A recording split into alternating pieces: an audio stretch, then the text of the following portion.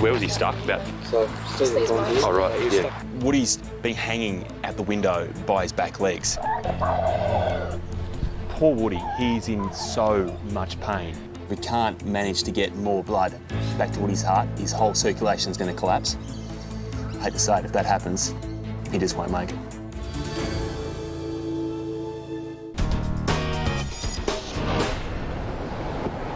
It's not a call you get every day. We've just been called out to a dog that's been stuck in a fence. Now, it's apparently been there for a little while. Police rescue are at the scene, trying to get it out. So he's trying to jump through these things here. Yep. He's made a mess, that's all his blood. He's been hanging there for a while. Do we know who this is? This is Woody. Woody, okay. This is incredible. Woody's been hanging at the window by his back legs. To me, it looks like he's tried to escape and actually got stuck by his back legs. Now, if the police didn't arrive when they did, Woody'd be dead. So front way's out. Yeah, front way's out. Where was he stuck? About? So, still at Bondi. Oh, right, yeah. I'll get to those in a second. I just want to check out the front half here. In Woody's desperation to get out that window, he's worn down pretty much his entire dew claw. And that's where all that blood's come from. But to do that sort of damage, he must have been hanging there for hours. Oh, Woody, what have you done to yourself, buddy?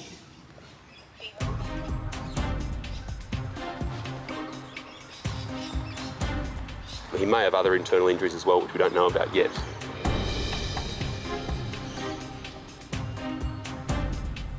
Really hope this works, 'cause if we can't manage to get more blood back to Woody's heart, his whole circulation's going to collapse.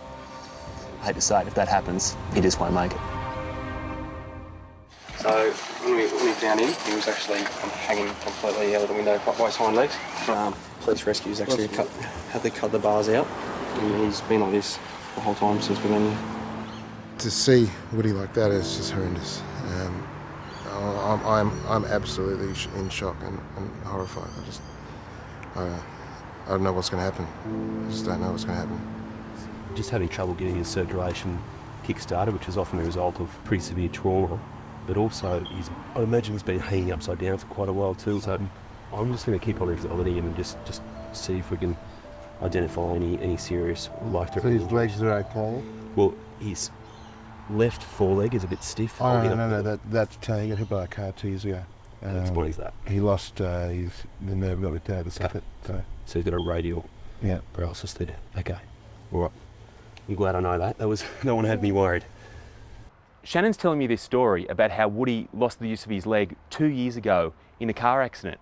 And I'm here thinking, how much bad luck can one dog have? But I'm just hoping Woody's got enough strength to pull himself through this time too. yeah, okay. The biggest concern at the moment is just the fact his heart rate's quite high, but his actual heartbeat is very weak. So his circulation has been put under a lot of stress by hanging out the window, and that explains why he is so flat and lying around there. I've never seen him like this. Yeah. Even when he was hit by the car, he dragged himself. He was up straight away. Yeah. Do you mind if we roll him over? I just want to once again just change the circulation. If you can just comfort him there, and we'll just roll him here. Well, There we go, mate. seeing Woody here like this, not moving, all I can think of my kids is just how horrified they'll be if we lost him. I just hope that he's okay. Obviously, he's been caught there as well. Both legs stuck down on body with bars. Yeah. So that bar's gone right across where his kneecap is. Yeah. Just checking for internal bleeding.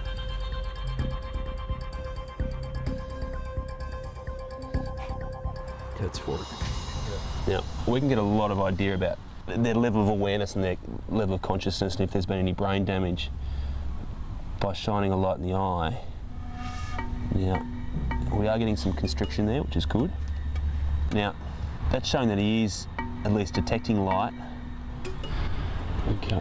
I just want to check his mental response as well. So it looks a bit strange, but I just want to basically make some movements towards his eyes and just check that he's responding to that. Yeah. Okay. That's good. He is detecting that. So he's not only making out light, he's also making out shapes and movement, which is good. Okay, that's good. So he's starting to lift his head a little bit there. Okay. Do you normally a good guard dog? No, not at all. He's not a guard dog animal. He's just he's a lap dog. Big lap dog.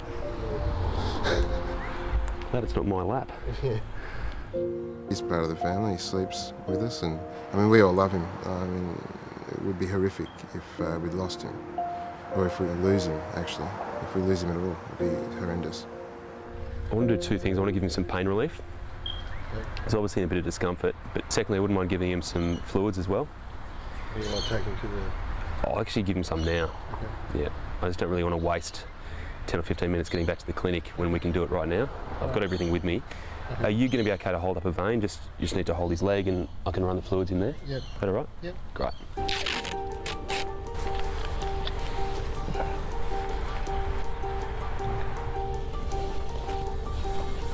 So just to counter that dehydration, we're going to run this bag of fluids into his circulation, not too quickly, otherwise we might overwhelm it again.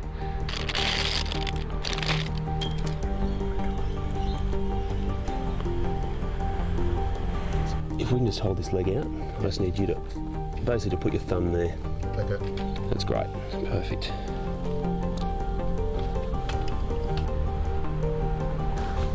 Okay. You can rest your thumb there. Yep. I'm just going to run this in just at a fairly slow rate initially. If you just give him a bit of a pat, it's probably going to feel a little bit cold going in. Yeah. All right. Good. Good stuff. Can I get you to hold that for me? Is that all right? Yeah. Thanks. I'm going to give him some pain relief as well. You can see he's got some pretty deep cuts into his hindquarters there. So this is similar to a morphine. Right. So I'm just going to put this in slowly here. I'll just slow that fluid rate down a little bit. And just with his system so fragile at the moment, I don't really want to overwhelm him with too many drugs. Yeah. It's a bit of a juggling act. Okay, thanks. At this stage, the plan is to take him back to the vets. I really need to check out whether he's fractured those femurs or dislocated his hips. He's obviously been hanging there for quite a while, so anything's possible. Yeah, okay. How about this? I'll try and carry him. If you can just hold that up for me. Yep. And I just need to keep that above the level of his vein there. Come on, mate.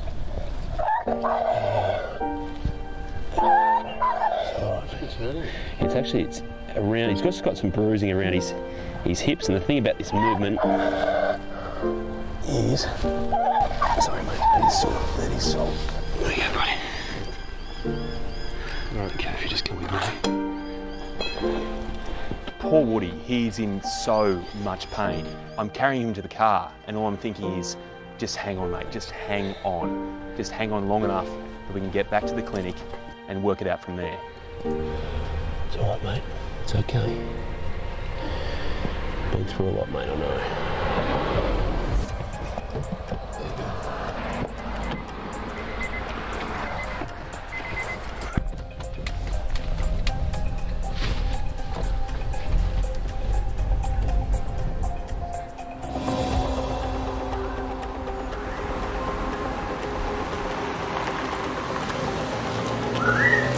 Yeah, okay.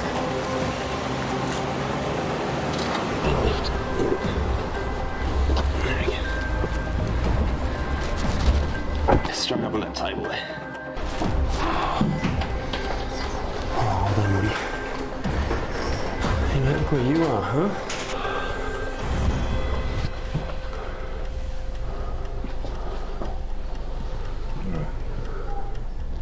Okay. So where we're at right now, his circulation seems to have stabilised. Yep. I've still got concerns. This is obviously a major area that we've got to worry about. We just don't know what he's actually done to himself when he's been wriggling to try and squeeze himself out. So let's x-ray him, let's see where he's at with that.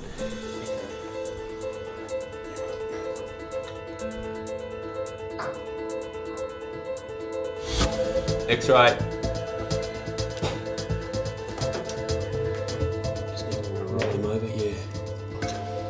You're doing well, mate, you're doing well. There we go, good stuff. The reason I'm taking so many x-rays is that I need to be absolutely sure that Woody's okay. A normal dog might be able to handle the long-term effects of a broken leg or dislocated hips, but Woody's only got 3 legs. He can't afford to lose any more mobility. If the results of these x-rays are bad, you'd have to question his quality of life.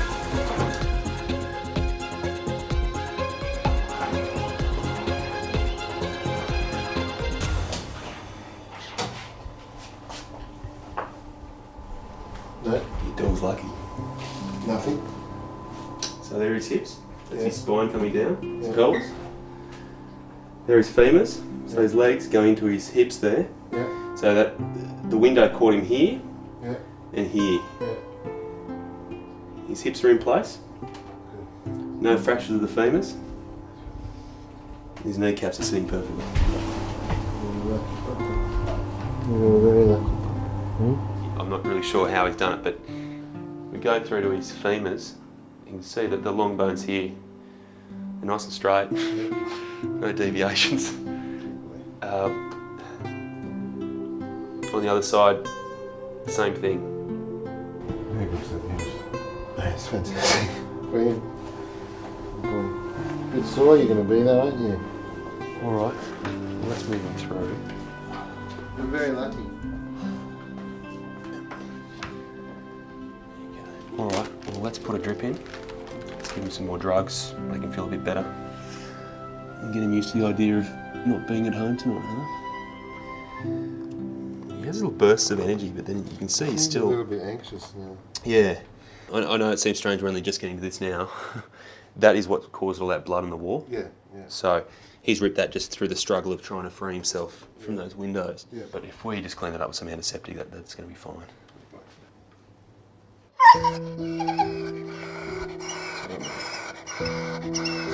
It stings, isn't it? Okay, all right. Yeah. We'll give him a shot of antibiotics as well. That's pretty much all the treatment we're going to do tonight. I'm pretty comfortable that he's stable, but over the next few hours we're going to be monitoring him for any sign of arrhythmias, which might indicate that potassium, which is one of those toxins that's produced by these sort of injuries, make sure that doesn't hit his heart and cause any sort of problems. Okay. That's all I wanted. All right, Woody. I'll see you in the morning. I'll speak to you later. Yeah, no worries. My pleasure, mate. Thank you. Thank you very much. I guess it's only now when you get a chance to actually breathe that you realise just what Woody's been through tonight. I mean, he must have just been so close to death when that neighbour saw him, and thank God they did, and they made the call, and we got him out. You rest up, Woody. Okay, mate? A tough night. He's still got a fight in his hands, but he's fought before, and so fingers crossed he's going to make it through. See these bars here? A bit of a tip. You don't fit through those, right?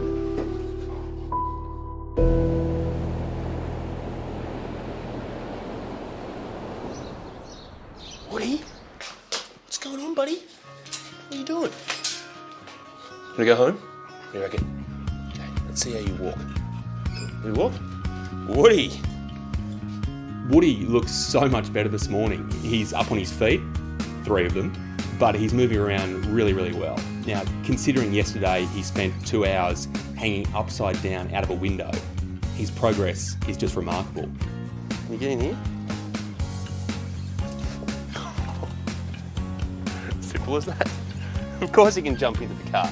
You can jump out a window as well. All right, we'll strap you in.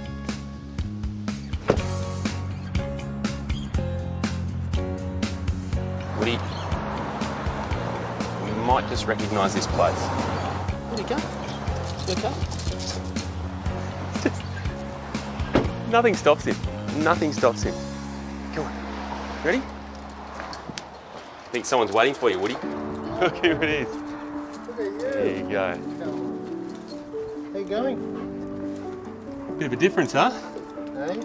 Feel better? He's happy, isn't he? You're whipping mean it, buddy. Whipping mean. It's unbelievable. He's a totally different dog to yesterday.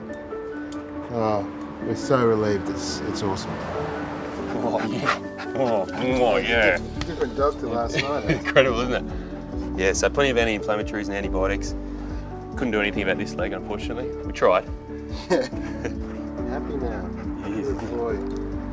Oh, it's just relief and joy. You can see he's just like he's a puppy again. It's a tremendous relief. It's fantastic. It's so good to finally see Woody running around on those 3 legs, almost as if nothing ever happened. It was touch and go there for a while, but in a way, his spirit got him into this, but it's also what got him out of it as well. Come on, Woody! We're very lucky again. Very lucky. No more dead milk tricks, all right?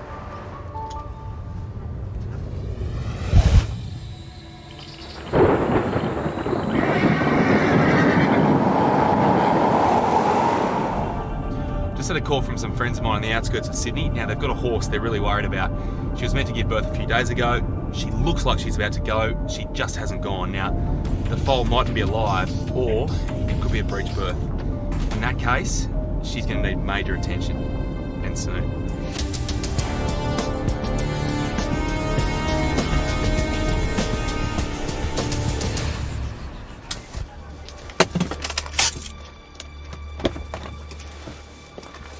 Hey Rachel. Yeah, hi Chris, how's it going? Thanks All for right. coming. That's all right. Where is she? She's just down here in the paddock, and I mean she's had 2 foals previously, and they've all been fine. But She's just taking her time, is she? I think so. I'm hoping so. But she's been sort of pacing for a few days See up her and now. down the fence line, Yep.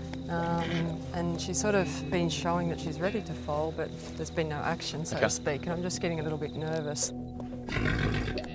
Harriet's very important to me. She's one of my main brood mares. All right, let's get in there. I'm just so glad Chris is here now. I'm just a little bit concerned about the mare.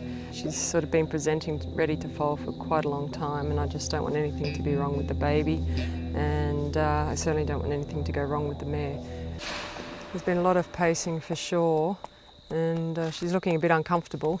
She looks close, doesn't she? That's the thing. Yeah, absolutely. Like, I think she should have had the foal a couple of days ago.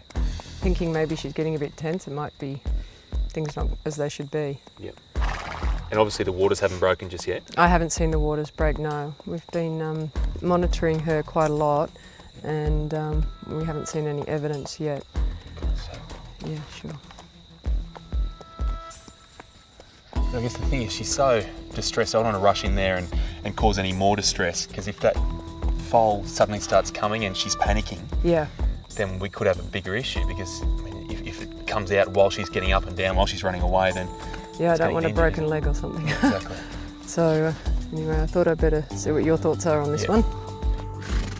I've had a bit of experience, but every mare is different and every foaling is different, you know, and 90% of the time I'm sure everything's fine, but the danger of the breech birth is quite high for both mother and baby, and because we've been a little bit concerned about Harriet, we wanted to make sure that the vet's been on standby and hopefully avoid any sort of unnecessary complications. I think right now we just got to sit back and just watch her for just a little while, Yep, and then the moment she starts to go, we can move in. okay, But I don't want to be the cause of another problem. yep, Obviously something's not quite right, but if we rush in, we're going to cause more issues. okay. Easy girl, easy girl. Guess the worry is if I get too close, then I just don't really want to freak her out here. The foal is that close. If I approach her as that foal's starting to come out and she runs, she's basically going to trample the foal and do some really serious damage, if not kill it. We've just got to keep our safe distance until she's comfortable, until she's ready. And when she's ready, she'll lie down and she'll go in a real hurry. We've just got to be ready for that moment. Easy girl, easy girl. Easy girl. Just calm down, come on. It's all right. It's all right. Are you close, girl? I can tell now, just looking at her, that that placenta's still intact. When that bag does break, the waters rush out. Once this foal starts to come out, the first thing I'm looking for are feet, because the feet are going to tell me if this is a breech position or not. If the feet are front feet, and if they're the right way up, coming out like that, then we're fine. If they're back feet, it's bad news. Calm down. Harriet, ease up, ease up. That's it, girl. Calm down. looking at Harriet, Rachel's spot on. There's no reason why Harriet hasn't foaled yet. She looks ready. She looks like she wants to give birth, but she's just not. And why that's happening, well, I guess we're going to find out. The thing about a normal foaling is it happens so quickly. They'll lie down and they'll just push it out. If she does go and it's in a bad position, things are going to go bad, and they're going to go bad very quickly. So now it's a perfect scenario. She's down and we're seeing feet and a head, but she's had a really long labour. She's going to need a hand. So I've got to get in there right now. Go on, let's go. Let's go, Larry. Come on, that's it, go.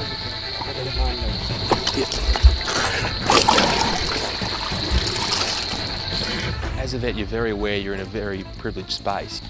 Hello, welcome. You didn't expect us. Was that for a welcome? Yeah. You're in the mother's personal space and you're handling her foal very closely. You've always got to be aware of the fact that she's huge, she's powerful, and she's hormonal. And she could really kick out at any time. You've always got to keep one eye on her. How you doing? Nice and clear. You got a girl. Little girl. Yep. Little filly. Well done, Harriet. I thought we had a little boy. Girls can keep you waiting too. Hey, you're a lovely little thing, aren't you? You got a girl. You're always good. It's great. Yeah, I'm ecstatic. The foal's healthy, mum's healthy, and yeah, now we just have to pick the name. Obviously, Rach, it'd be good if she was to stand up in the next 15 minutes or so. Yeah. And she's got a good bag there, so hopefully she'll get some of that colostrum pretty quickly, all the antibodies she needs. Yes. And also the strength and the protein to get it growing up nice and quickly. Exactly. And that first drink, is so important for them. Those front legs up and out. It's amazing, isn't it? Straight away. Mum's trying to wake her up. It's all right. Come on. Yeah. Encourage her to stand up. Here we go. It's incredible. They're just a bit too long for you, aren't they, girl, huh? Don't really know what to do with it. Someone gave you stilts instead of legs, didn't they? And that's all stimulation. It's really trying to wake her up and really get her moving. That's the result you're after. It's the only result you're after. She's on the ground. She's so lively. Mum's happy. I'm happy. Rachel's happy. It's pretty hard to beat. So far, our little filly here is ticking all the boxes in terms of health. She's got nice straight legs. She's lively. She's just so lively. Already looking to stand up. The moment she came out and the membranes cleared off her face, I was amazed. She almost looked at me as if you know, wasn't expecting you, and then was like eyes open and legs outstretched. Just, I mean, look at this. She's already trying to stand up. It's all you can do is just sit back and be in awe of the whole thing. You hear these little groans, little grunts, and the foal makes these little sounds as well. That bonding process is something that I always look at, and it puts a smile on your face. It's just this very gentle connection that they have, and that's only going to build over the next few days, weeks, and years.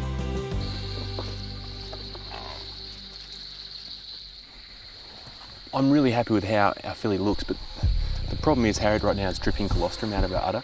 She only has a certain amount of that, and it's so rich with antibodies and the proteins and the fats that our little girl needs here. If she doesn't stand up quickly, all that's basically going to run into the ground and be wasted, and she's going to miss out on the most crucial thing she needs right now. So get up, come on.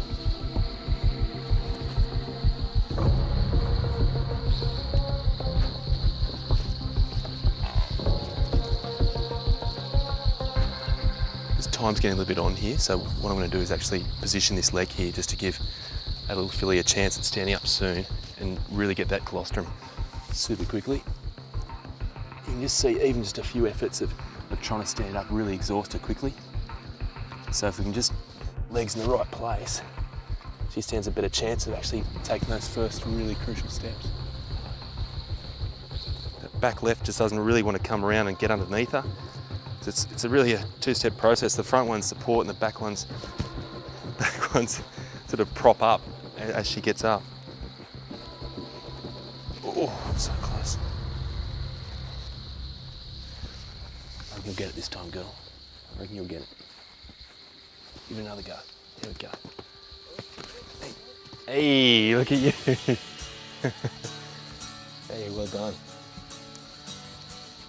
The tricky thing is there are no road signs to direct her to where the milk is, but you'll watch Mum will nudge her, and she'll almost instinctively know where to go as well. She's just got to get that colostrum, and she's making slow progress, but she's getting there.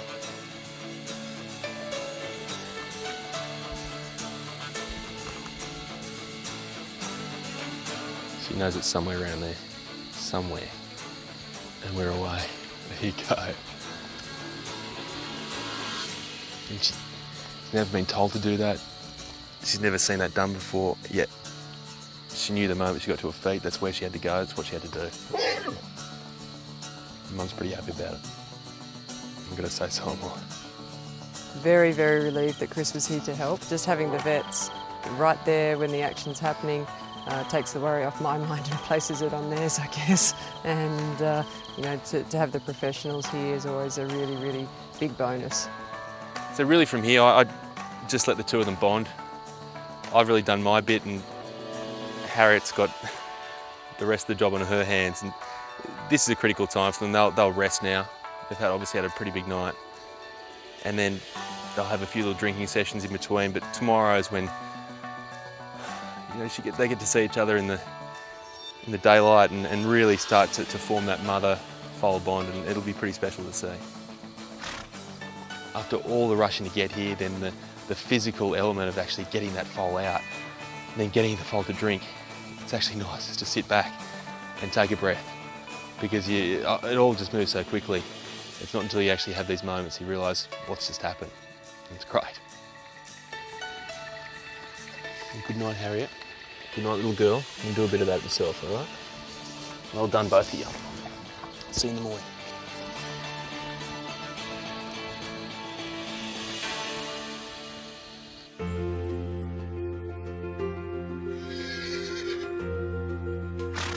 I'm so happy. Everything has ended up really well. Foal's beautiful. We've named her Iris, and both mum and baby are in exceptional health. So it couldn't have been better at the end of the day. So I'd say she has actually been hit by a car, looking at that. All of the body is recovering apart from that one area. Oh no. I have got my concerns for her nerve function. There is a risk that we may do some more damage. It's bloody hard.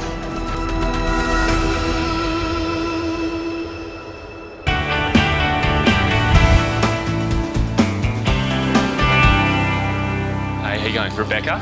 I'm Rebecca, the other Rebecca's the owner Okay, of the two dog. Rebeccas. How you How going? Chris. I'll get here as soon as I can. How you going, Chris?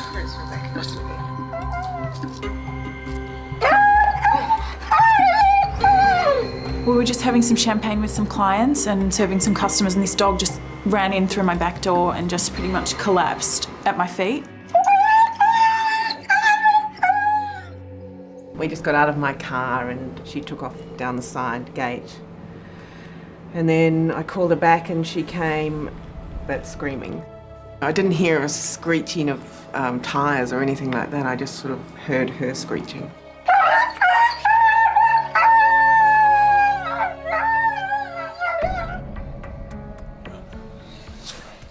Actually, she's got the black running through here as well. Yeah.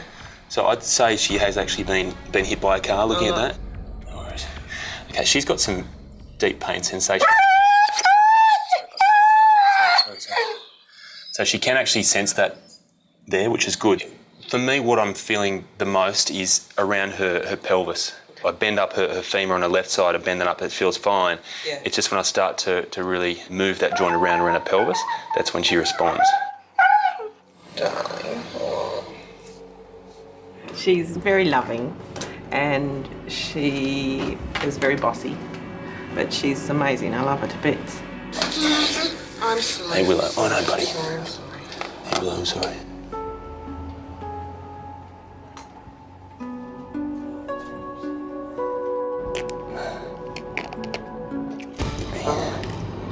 Hey puppy, it's all right. So I'm just not sure what's happening with those hips at this stage. There seems to be two major areas that she's been hit and suffered trauma at. One is obviously around the face and the neck there. The other one is around the hip area. So Thankfully, at the moment anyway, it looks like she's escaped any damage in where the areas where the vital organs are, around the thorax and the abdomen, because she didn't have any air in her chest, which usually indicates severe trauma. Didn't have any blood in her abdomen, which once again indicates trauma in that area. So, you know, as much as you don't want any damage anywhere, she's got damage around the front end and the back end, and left the things that can kill her quickly alone. Could you, with your actual working hand there, can you put pressure on? Actually, just hold it there. It's a nice low rate at the moment, and I'll just see if I've got anything stronger for the pain. I wouldn't mind even just slightly sedating her for the trip, just because she is so sore. Yeah. Yeah, we had something wrapped around a muzzle to begin with, but later on she came off and she turned around and got me by the hand, so she's got a couple of teeth right through my thumb there. Willow's not a savage dog. She's just snapping because she's in so much pain. So this is just going to provide some pain relief, but also just mildly sedate her, just so she's a bit more comfortable for this trip. So it should make her feel a lot more comfortable. And just relax her, because in many ways she's her own worst enemy. The more she struggles, the more demands for oxygen she puts on her system.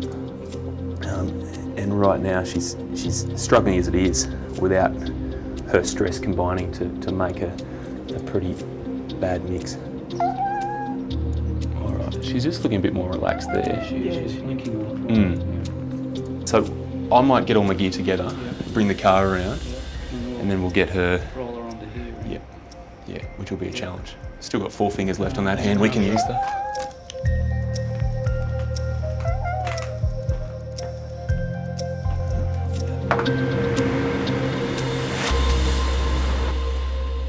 All right, so now comes the tricky part. It's all right, I'll take the front end. That's all right. So, even though we've given her that medication, it still hasn't really slowed her down too much. We're in a tricky situation because we just can't sedate her too much, otherwise it's going to affect her blood pressure. The cruel part is that I've got to get her up just to get her back to the clinic so we can x-ray her. It's going to hurt the most, I know, Willow, that's all right. She's not going to like it, I don't want to put her through that, but we just have to work out what's happened when that car hit her.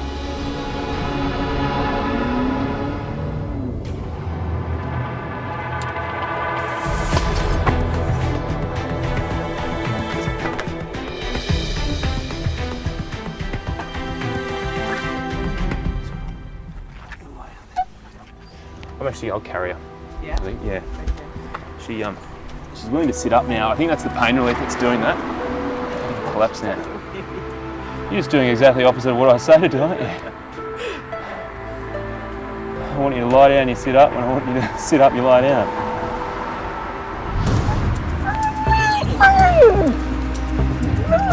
It's all right, it's all right.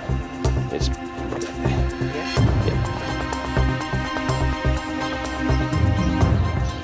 Can I get a hand taken?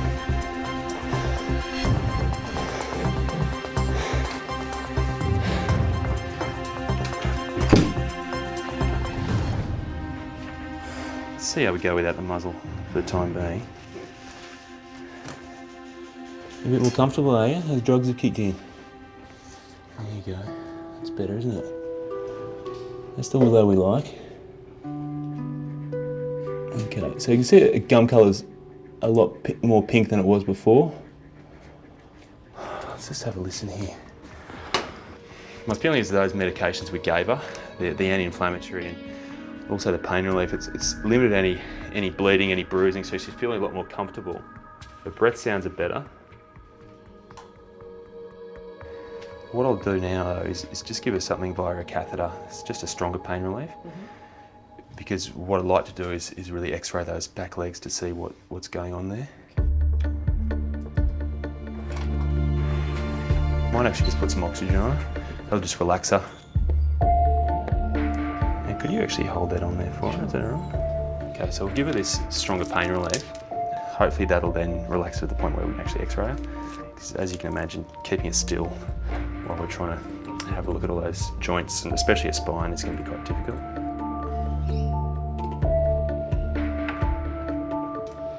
So she'll feel a little bit sleepy, but she shouldn't be totally out to it. The idea is just to relax her rather than fully sedate or anaesthetise. I really don't know what I'm going to see here, and that's, I guess, the importance of this X-ray is that any number of things could be going on here.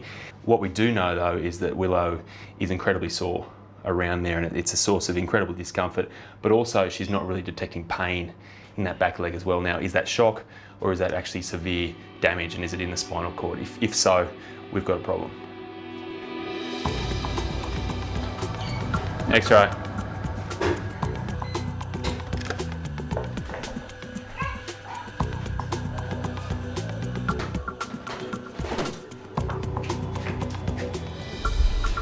From what I can tell, and I can only tell from the bone itself, there doesn't look to be any fractures that could really threaten the spinal cord there. Right. Her hips, from what I can see from side on, they're in place. Yep.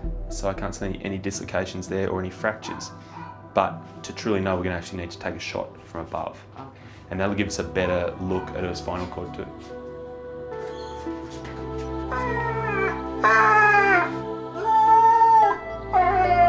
It's going to hurt a little bit. I'm sorry about to put her through that, but just to get the answers we need, there's just no other way.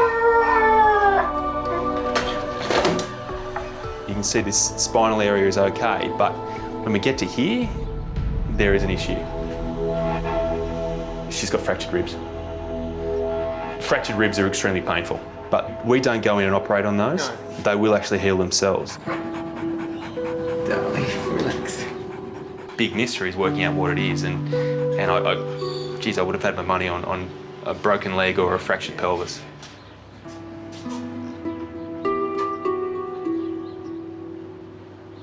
I think when I get home, I'll probably need a stiff drink, and then I think I'll probably get a good night's sleep because I know that she's in good hands. Oh my God, she's everything to me, you know. She's my best friend.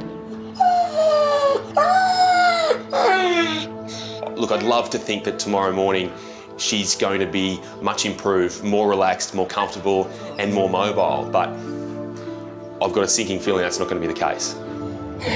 Sorry, puppy. Sorry, puppy. There you go.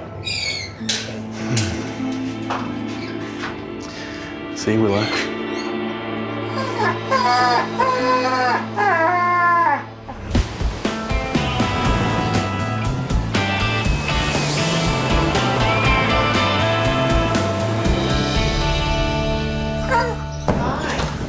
Okay, thanks for coming and seeing her. She's doing okay. Yeah.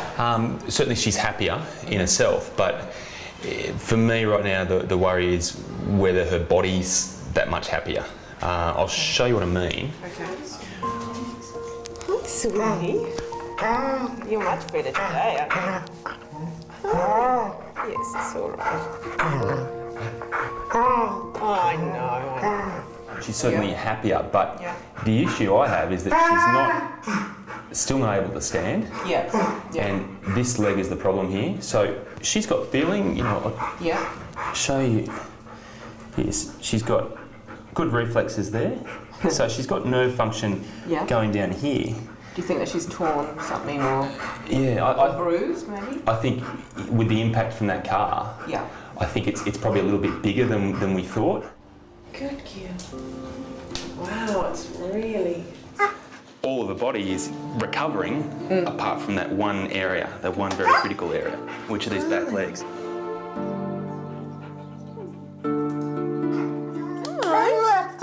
Oh, you're really trying, aren't you? I couldn't imagine my life without her, actually. Yeah. All right. The X-rays are trying to tell me that Willow doesn't have any fractures of those back legs or the hips, but she's in so much pain that I'm not convinced.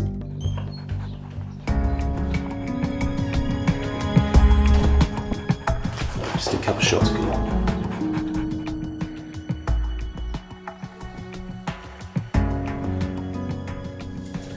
X-ray. Well, let's have a look. Oh no. So she's got a fractured pelvis. You can see it there, that bone's lifting right off. Now, that's the old one there, taken on the day of the accident with just no sign of any fracture at all. But what's probably happened is she's had a hairline crack here, and then the muscles have just forced it apart and leave it open just like that. So this is going to be an extremely tricky fracture to fix. Willow is going to need to go and see Andrew Marchevsky at SASH. It's an extremely painful procedure, especially when she's already been through so much. I'm just really worried, you know, being sort of feeling guilty and sad, angry, you know. That's what sort of worried me, that she's not going to be able to run with her dog mates, and trying to be strong for both of us.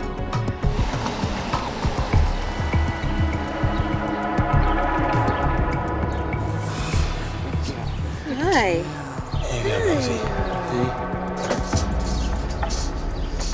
You'll be fine, okay? You be brave. And you be brave too. Thanks, Chris. I really appreciate it. Thank you. Thank you. Thank you very much. Bye. See you later. See you, Willow. Say bye, Willow. It's hard not to feel a huge amount of sympathy towards Willow. She's been through the horror of a car accident, and now she faces another ordeal. And it's not going to be easy. It's going to be a painful operation. There's going to be a long recovery. So it's hard on her, but it's also hard on Beck. And Beck's putting up a pretty brave front at the moment, but I know deep down she's hurting. How are you going? Hello. I'm Andrew Marchevsky. Nice to meet you, Rebecca. Rebecca, how are you? This is Willow. Hello, Willow. Have you been in the wars, mate? Hey, are you a bit sore? Yes. I'm not surprised. I've had a look at your x-rays. These are quite particularly nasty breaks. One of them's gone right through the sacrum, which is basically the tail base, but it's probably gone through very close to where one of the nerves is coming out, and I think that's where a lot of her pain's coming from. The other fracture's really, really displaced, and it's no wonder that she's not able to walk. And is that common for it not to show up for a few days? Because the X-ray on Saturday was perfect. Yeah, like it can, because what can happen is you'll get a fracture and it doesn't Yeah. actually separate. Right. It's just like a crack. Right. And then as she starts moving around, because it's not supported, it moves. separates. And that's, I think, with her, it's happened on both sides. Yeah, yeah. So it's certainly not unheard of. Right. You know, it's good that Chris looked at it again and said, well, hang on, let's start again and find Yeah. out. So with that, I think both of those parts of the pelvis are going to need to be repaired Right. to give her the best chance of getting up as Yeah. quickly as possible. We just need to get this done. Like, there's no doubt about it. You know, I want her up and walking around straight away. You know, and if this is what we have to do to get there, then so be it. But like you said, the breaks seem quite clean and straightforward. So I'm hoping that there's going to be no trouble in the operating room. And like I said, you know, she's a tough cookie and her heart's strong, so she'll be able to handle it. Come on, Will. You're all right. Yeah?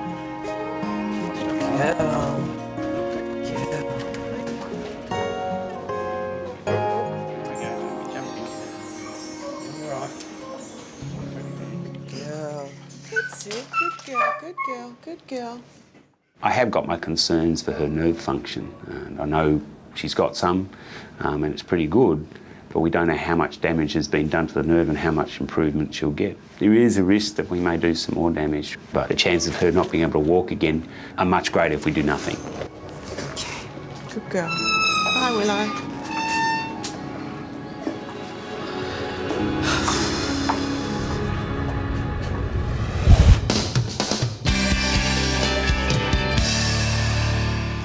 Oh, there you go, Shook. Now you can tell us. Now you can tell us. The pelvis is a very difficult area to get a really good picture of what the fractures look like. So with a CT, we'll know exactly what the fractures look like. So this is a 3D reconstruction of the CT scan. What's interesting is that this is the fracture going up through there, and so this part is fractured away from that. That's the other side, and that's quite normal. That'll be our challenge for today. We'll sweat over this one, getting it back in the right spot.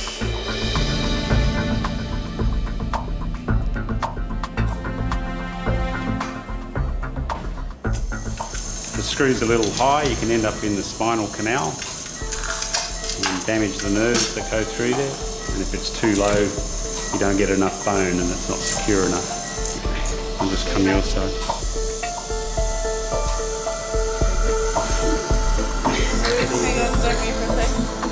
Thanks.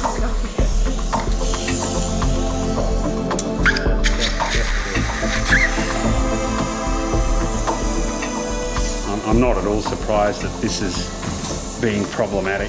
I mean, she's a really big dog and there's a lot of swelling and they're just tough fractures.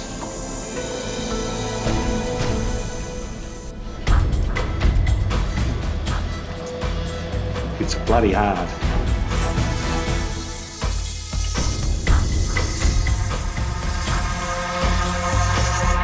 That one we only needed to get 2 screws in and that was hard enough. This one we're going to have to get 8 or 9. Got him. Right on, bang on.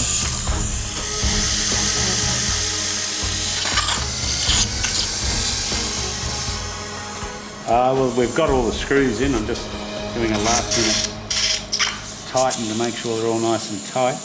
Then we've got to close and take some x-rays and then we're done. Woohoo!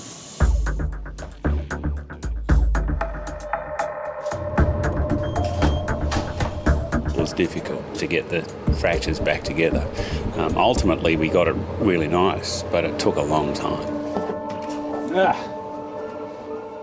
Pretty sure she got rear-ended. Right. She just got smacked. And yet up when the she came arse. running back to me, I thought that she'd got into a fight with a cat because she had a graze scratch. across her. If only. Well, no. Yeah, I wish. A jaguar Yeah. is the only cat that's dealt with her, I think. Hi, darling. Oh my God. Hi, sweetie. I was just like freaking out. I mean, you don't want to think the worst, but at the same time, you can't help it, you know? You just think, oh, what's taking so long? This should have been over, you know? We've got her through this part of it, but there's a long recuperative period. You know, if this is a human, you'd be in a wheelchair for 6 or 8 weeks and doing physio, so Beck's going to have to do a lot of hard work now as well. Oh, man. A week ago, if someone had told me that this is what I'd be going through, I could never have believed it. You've been so brave, haven't you, darling?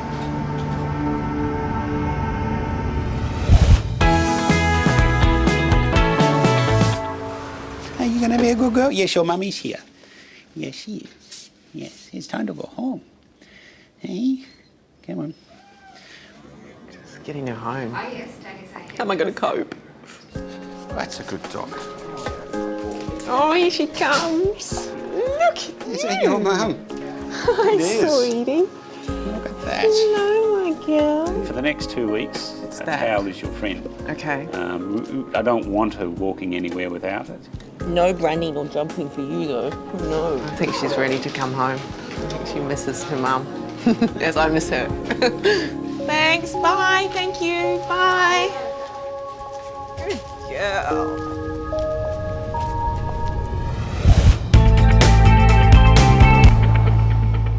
Hey, cheers, Willow. Cheers. You're a bit left out. Oh, you're a good girl. Well, look at you go. Wow. Yes, we've been through hell, but it's okay. I can't believe it's the same doggy. It's just an incredible difference from where she was on that awful day where she was in such serious pain to now where she's walking beautifully. It's very impressive from you. These are the sort of endings that I do my job for. Girl.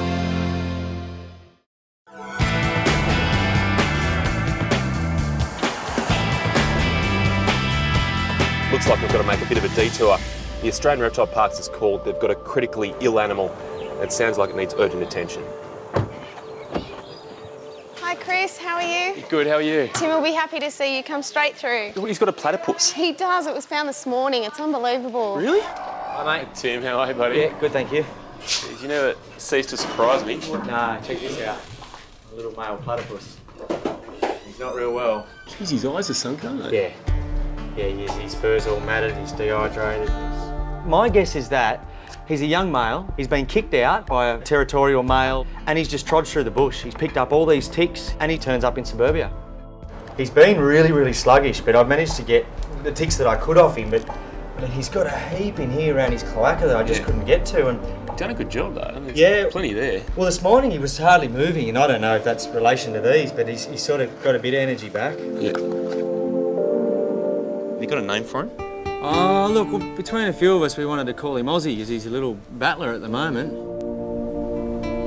The thing that really stands out to me is just how skinny he is. I mean, Yeah. normally platypus, they're so plump. Yeah. And you know, almost cylindrical just in their shape, but you can really see individual little, bones almost poking through the skin there. And his eyes, you can't even see them. I mean, the general way to measure their weight and the way that we know how they are in captivity is by the tail. And if we do that, we have an index from 1 to 5. 1 being obese, 5 being very, very skinny. And that little guy's tail folds in half. So that's like a 6, Our plats here, they sort of, you'd only get half of it. Yeah. They're a good weight, but I mean, look, it doesn't even fold back. It just stays as it is. Yeah. 20, 30 right there. My worry is that he's got 40 or so ticks in that container. He's probably got another at least 40 on him there. Yep. If each of those has, say, half a mil Yep. of blood, even a quarter of a mil, that's 10 mils of blood. Yeah. He's got to be severely anemic as it is. Yeah. Underweight, dehydrated, he's got a lot of things going against him. I've never seen anything with this many ticks. I mean, he's in pretty poor condition, and we do get ticks on koalas and dingoes and we treat them, but not like this. It's crazy. What I might do just to, I guess, as a bit of insurance against him going into shock himself and not really handling this whole experience, actually give him some fluids now. That should help his blood pressure straight away. Has he tried to use his spurs yet? No, I mean, I don't know. They're still there. Yeah. And they're quite large still for a young plat, but... Jeez, they are decent, aren't they? As the minutes tick by, he's becoming more and more stressed by the whole situation, so we've got to get the ticks off quickly, but pay a lot of attention to that spur. It's a venom, but it's got something like 200 different ingredients. It's a really complicated substance, and scientists try to study it, and they're always baffled as to why it's there. These guys have no predators, so it's not to defend themselves against their enemies. It's not used to actually catch their food, because they catch little crustaceans and then little worms. So the only conclusion they can draw is that it's used for territorial defence, so actually fighting off other platypus. I and most of the guys here would rather cop a whack from a king brown than one of these, The pain is just said to be unbelievable. Yeah. It's amazing. Everyone just assumes they're just so cute and cuddly. Yeah. And they're cute, but they've got a pretty nasty little surprise waiting for you, don't they?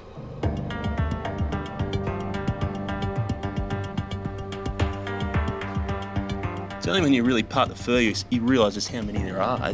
It's like having open wounds all over his body.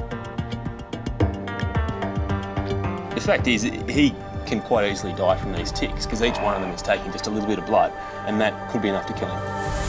Jeez. It's important to realise that these aren't paralysis ticks. There is more than one type of tick, and these are actually called bush ticks. So what they do is they just suck blood.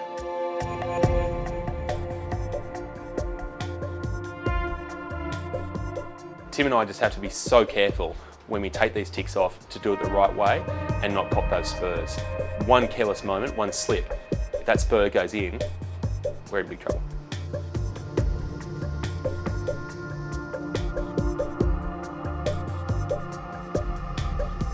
I thought I saw one just... Oh, it's heaps more down the tail. Just two there. And then there. No, just missed him just here. Yeah, get out of it, mate. I'm about to fall over. No, it's a big one. It's a big one. A bit lower. A bit lower, just there. Yeah, what about down here? No, that's Get out of it. There's no ticks there. We've already got them. It's the quietest you've ever been. Yeah, not full of hot air anymore. I really am going to fall over. There's heaps more down at his tail. The reason platypus are so special, they're just their uniqueness. It's typical of Australian animals, but they're mammals that lay eggs, like a reptile. They've got a duck bill, a beaver tail, these webbed feet. It's just the bizarrest thing. They incubate an egg. They feed underwater. It's an animal, it's just, it's out of this world. And there's only the platypus and the echidna that are monotremes, so really bizarre.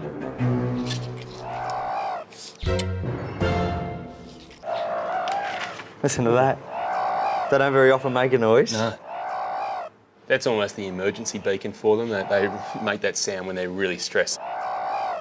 His natural environment is water. He's going to eat when he's in water, so the sooner we can get him there and get him relaxing, the better. All right, now he doesn't look real good there, so I want to get him in nice and quick. Good. I'm just going to ease him down a bit.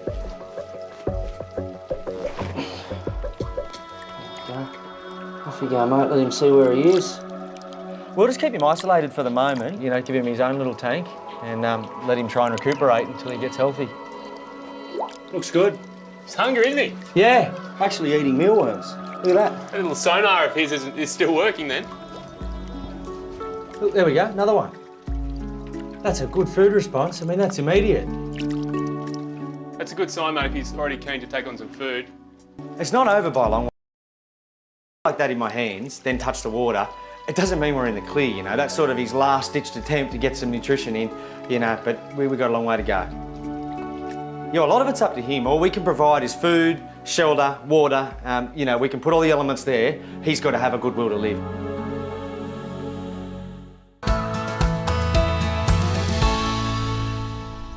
And here he is, our little Aussie battler. He's beaten all the odds. He had 80 blood-sucking ticks on him. He was on the road and avoided getting hit by a car. He walked all that way through the bush. And I tell you, if this bloke was human, he'd be selling his story to a magazine.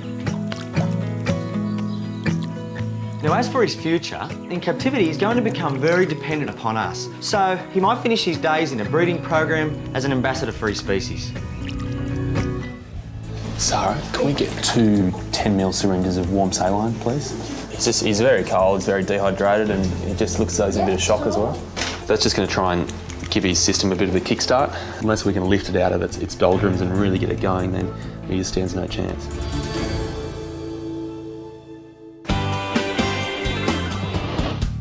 What have we got here? That's the little Joey. Okay. Has he got much hair? No. No. He's really little. Okay. Somebody found him on the side of the road. They kept him at their house for 3 days, feeding him cow milk, and he's really just not well. He's really dehydrated. What I'll probably do is I'll take him from you and I'll get Chris to have a proper look and then we'll go from there and see what he wants to do. Thank you. We'll probably need to give some fluids and things by the sound of it, so, okay.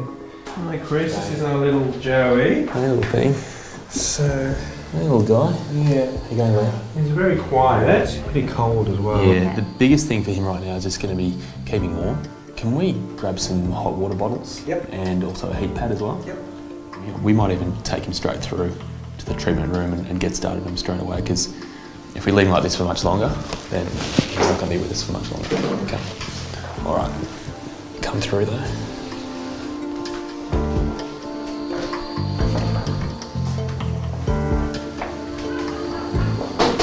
Sarah, can we get 2 10ml syringes of warm saline, please? Then a little bottle of warm mixed up dibetalact as well. Yep, sure. That'd be great. He's very cold, he's very dehydrated, and he just looks as though he's in a bit of shock as well. I'm really surprised that he's still alive. I mean, they go downhill so quickly, and 3 days of cow's milk. They're lactose intolerant, so that would just go straight through him. Bit of a leg muscle here. That's just going to try and give his system a bit of a kickstart.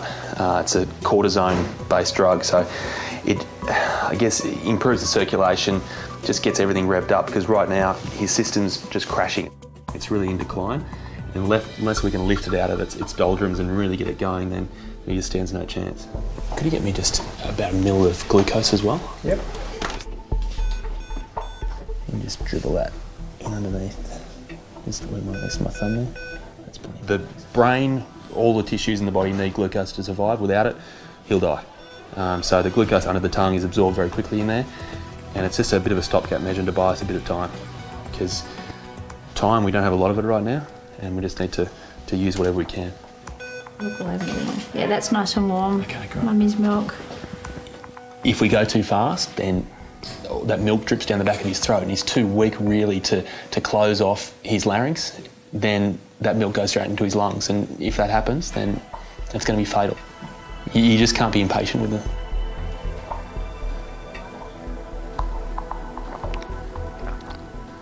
He hasn't been fed properly for 3 days, and normally in the pouch he'd be continuously getting nutrients, having warmth from his mother, so I don't think it's very good. Cow's milk is really not suited to them at all. It's got lactose. Now, lactose is a sugar that kangaroos just can't digest. Another 12 hours? No chance. But it's just possible we've got him in time. It's going to be really tough though.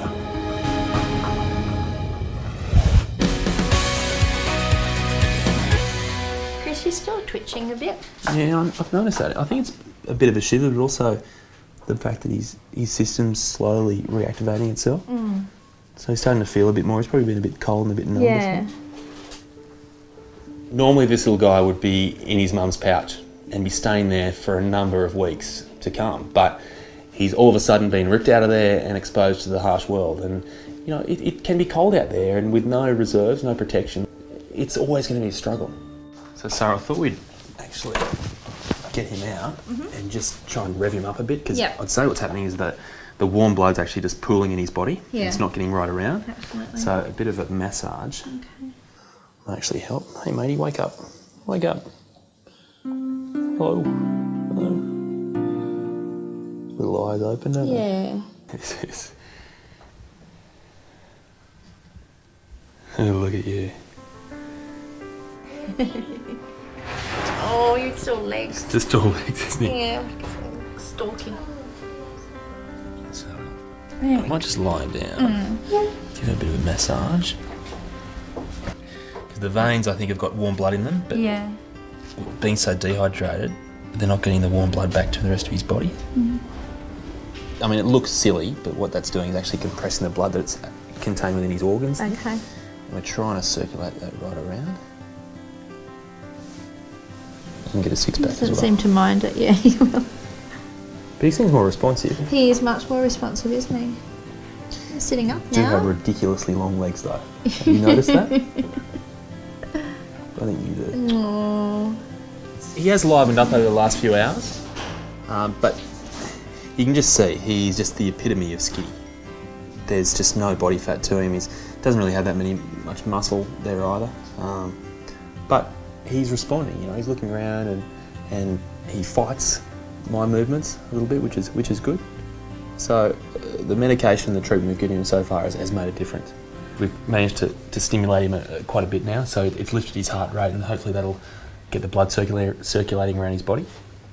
And once that's done, then if we can then get warm blood into his system and get that moving around as well, then he'll start to spark up and his whole metabolism will kick into action as well. We'll have to think of a name for him. He came in a beanie, and I think beanie somehow suits him. And also, beanies are very Australian too, and he is as Australian as they come. Little battler, little Aussie battler.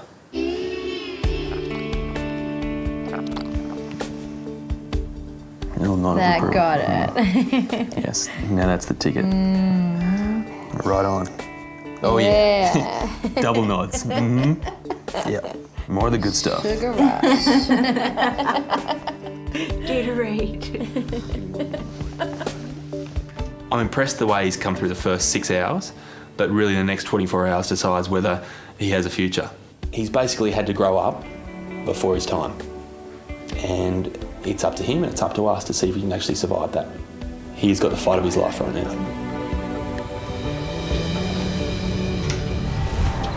Come on, Beanie, let's go home.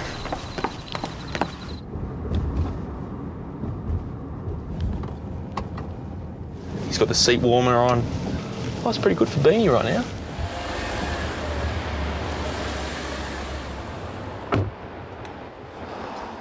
I think we might have got off to a very rocky start. Fresh. Run a Beanie of the bedroom. Welcome. Now, a bit of a electric blanket. We'll turn that up nice and high for you. Oh, gee, you are rich. Feed and change time, come on. How we going? Hey Chris, how you going, mate? Good poker. Excellent. It's all yours. Just mind that for me, will you? Yeah, what have I got here, mate? Just keep it warm. There's been a few animals come home with Chris in the past probably 6 or so years that I've lived with him. But yeah, this is probably the weirdest bundle that's ever landed on my lap. You alright? It's okay, but I'm going to give it back now. It's been moving on my lap for a while, so kind of fun's over. Here you go. So, Perko and Nick, please meet Beanie. Beanie the what?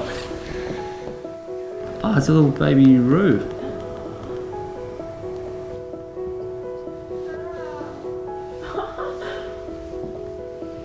Where'd you get Beanie from?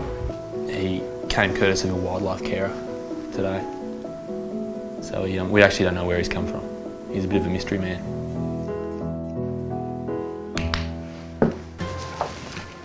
What I'm doing right now is actually just covering him in lanolin. It serves two purposes. One, it moisturises his skin, but also it provides a bit of insulation to him. I'm just trying to really replicate what happens in his mum's pouch. In there, she's got a bit of mucus and some oils floating around, and they keep little Beanie nice and moisturised, whereas in the real world, there's nothing like that.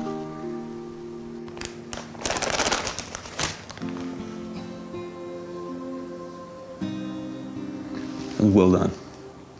Doesn't look the best, but still, well done. He just looks like some sort of alien with his long legs. It's been a real struggle, but I've managed to find the perfect drinking position for him, and he seems to prefer being quite upright. If you do squeeze his hand back, he seems to really enjoy that and actually start drinking quite feverishly. And you can see now he's drained that bottle. The man's got a thirst.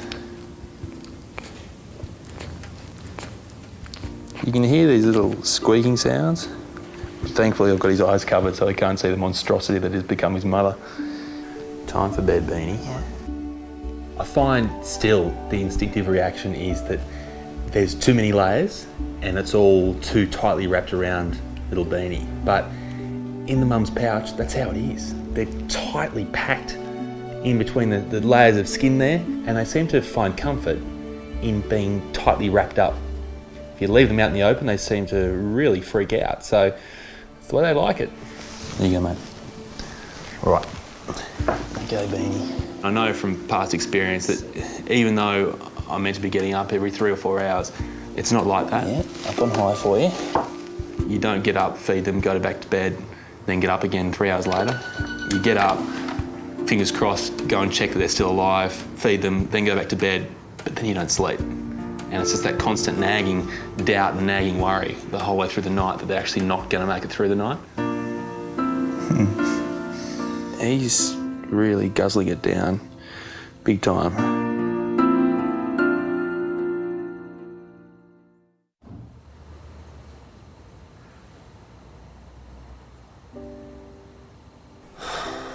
Got up for the second feed.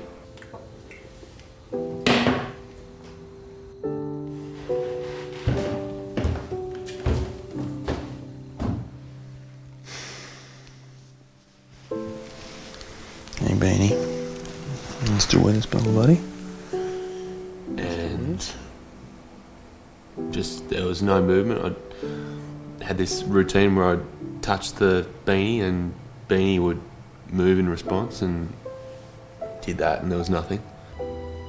The hard thing is that when he first came in, he looked for all the world like he wasn't going to make it, and we beat that hope. And then last night, for him to be drinking well and sitting up, and so you think in your back of your mind, hey, this one's going to make it. You know, this one will turn it all around, and then you get that shock, and that sucks. It really sucks.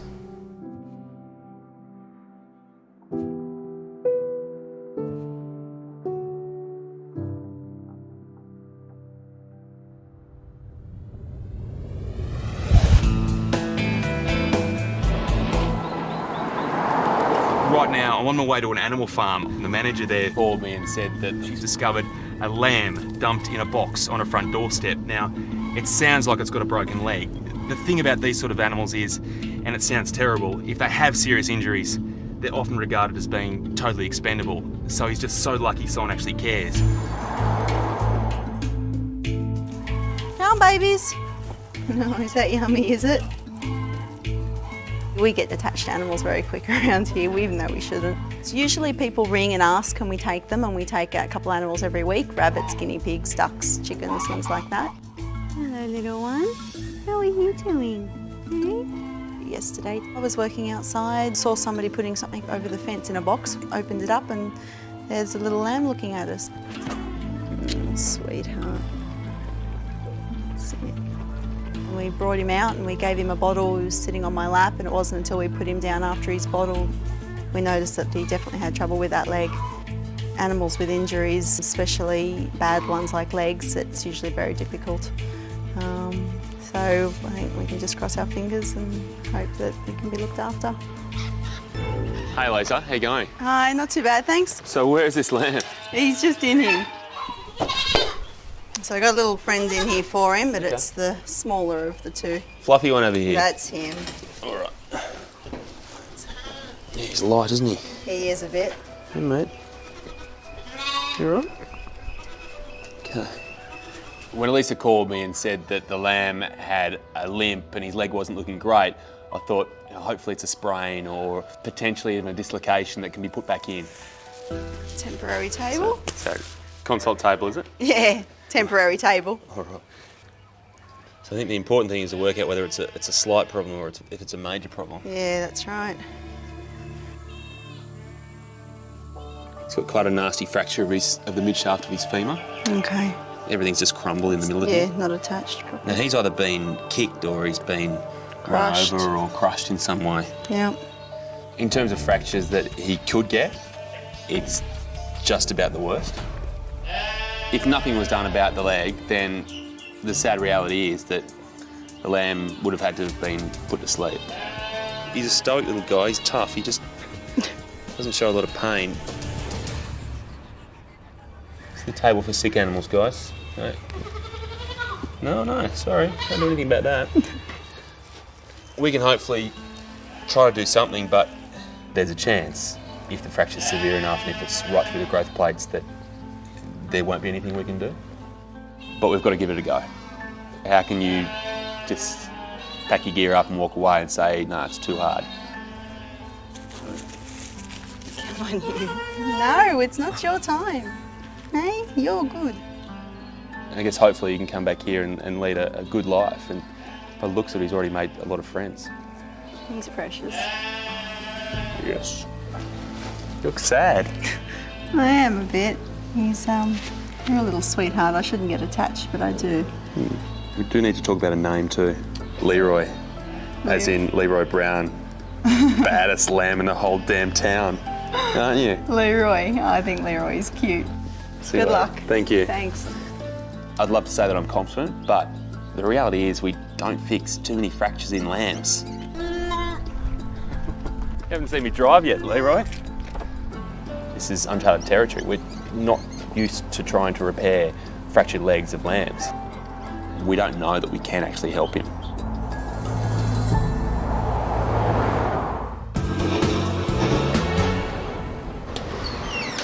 Liesl, Leroy, Liesl.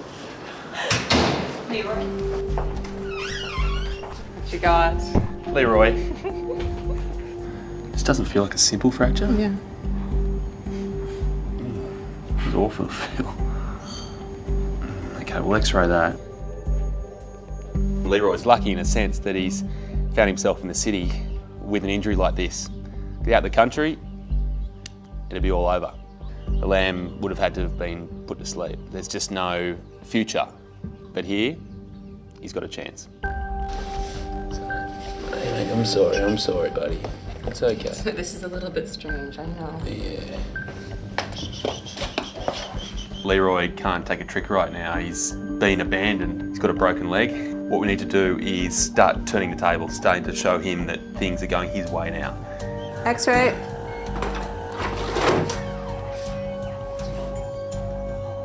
It's okay, little one. So, that's obviously what his femur's meant to look like. That's on his right side there. On his left side, when we're looking from above, you can see the bone comes out, it's been fractured, and now it's up like that. I think it's fixable. I'm sure it's fixable. The worry I have is that we may fix this break, but if there's significant nerve damage, then it may never return to the function it had before. The next step has to be surgery, but Problem we've got is that Leroy is filthy, and if we were to take him to surgery straight away, with all that contamination on his skin, that means a lot of bacteria, and bacteria getting into this would be the end of Leroy. But just go with it, all right? You'll be all right.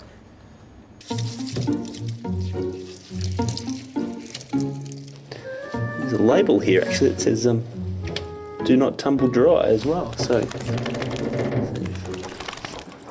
Thanks for the shower.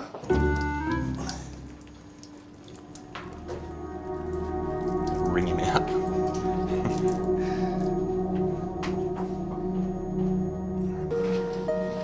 You look at him and he's so defenceless and so alone. It's hard not to just offer him some sort of hope there. Is that? Oh yeah, it's that. Get into it. Go on. I'm sort of trying to pull back as much as I can emotionally and not get too involved with him because we don't know that we can actually help him.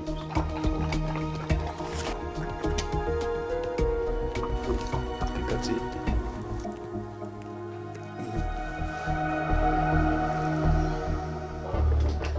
The reality is that there's just no future for a three-legged lamb.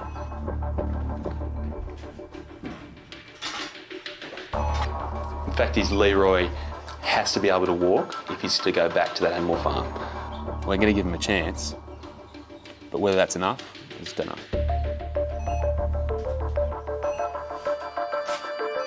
So that's the fracture there. You can see it's quite an explosive fracture. It looks as though it's just blown the two fragments apart. First step is to put a pin up through this one until it pops at the top. It looks a little bit grotesque, but that's the first anchor point that enables us to bring the top bit in line with the bottom bit of bone. Those two bones are aligned now. We've got the top fragment of the femur meeting the bottom fragment, and the pins allow them to be friends again and join in nice and strongly there. Looks pretty good. How's it going there, Jules? He's good.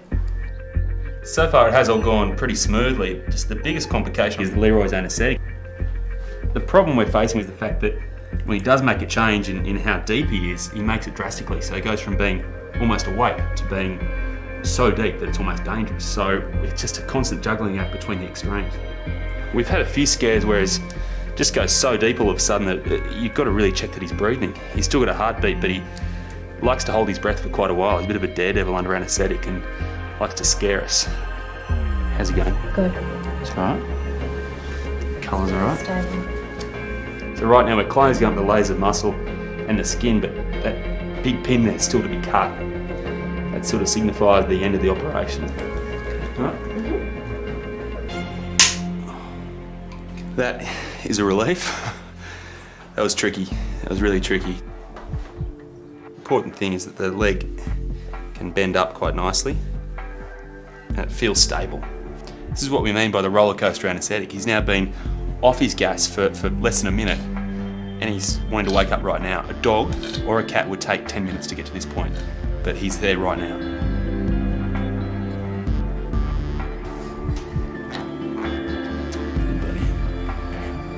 You did well there, didn't you? You like to scare us though, don't you? Hey buddy, there we go.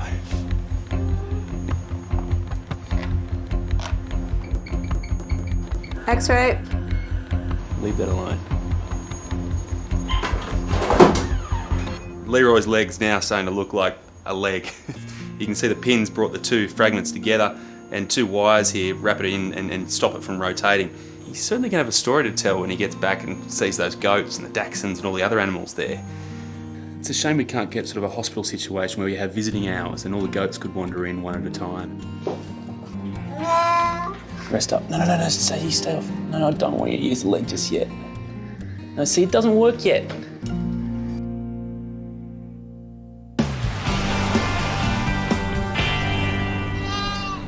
Hey, Leroy. Leroy. What's all the noise about? Well, he seems very content with how things are going. We need to know if the bone is mending. It's all right, buddy. It's really just a matter of him learning to use that leg all over again. I mean, he's young, he's only learnt to walk a few weeks ago, but now he's actually got to learn to walk again in a new way. My biggest concern for Leroy right now is the risk of nerve damage. Without physiotherapy, he may never really walk normally again. Leroy, come on. And as strange as it might seem, walking around the clinic and following me is actually part of his physio. How you doing there? Slippery floors? You know why they're slippery? Because you wee on them, that's why. Leroy and I have certainly become a little attached. He just likes hanging out. I mean, obviously I'm good company. He enjoys hanging around. I mean, it's not my fault, is it? I need to know one thing. Are you going to miss me, or are you going to miss this? I mean, that's the thing, isn't it? I'd like to think we're more than that. I think we've been through a lot, Leroy. My only concern is that whether Leroy now considers himself sheep or human. The tough thing is that Leroy's come from a place where he had just a sea of friends. Leroy, blue sky, Leroy. Look at that. And so I think it might be time to hit the beach. Seen one like this before? It's a new breed, it's a Lambradoodle. Is it? There aren't many of them around. It's a Lambradoodle. What? You reckon she got it worked out? No, not really. See those little waves in the water? That's called chop. Next time you hear the word chop, run away as fast as you can. That's my life advice to you. The leg's performing really well. It's strong, you can see the muscles built up. Obviously he's now got faith in it. And when he hits that barnyard with the goats, with the dachshund, with the other lambs, it's got to go up to standard. And I think it will be.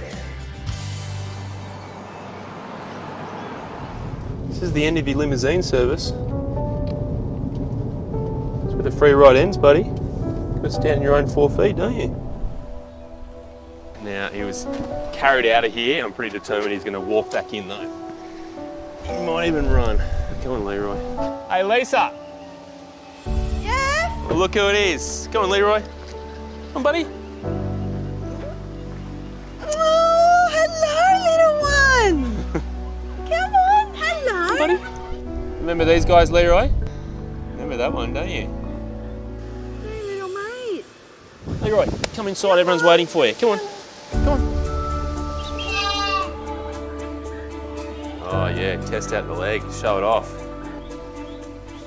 See spots here? That's what you are. You're a sheep, Leroy. My only regret is that we washed him before we brought him out here. I think we should have roughened him up. If you haven't noticed, he glows. He's so luminescent white. Leroy's almost like that brand new pair of joggers you're a bit embarrassed to wear out in public because they're just so white. I think once he starts rumbling with the goats and spots here, it'll look a bit tougher. He's had a very mixed up upbringing. Being on the farm, then in the city, now back on the farm. He's entitled to be a little bit confused, and so I'm expecting it's going to be difficult these next few days. But after that, he's going to be amongst friends, and that's the best place for him to be. Good looking guy. Hello, darling. You gonna be at home here? Back on the farm? Okay. It's a bit different from Bondi. Had to leave us at some stage, didn't you? Oh. We've been through a lot. We gave him a second chance and he's grabbed it with both hands, paws, hooves, and he's really run with it. See you, champ.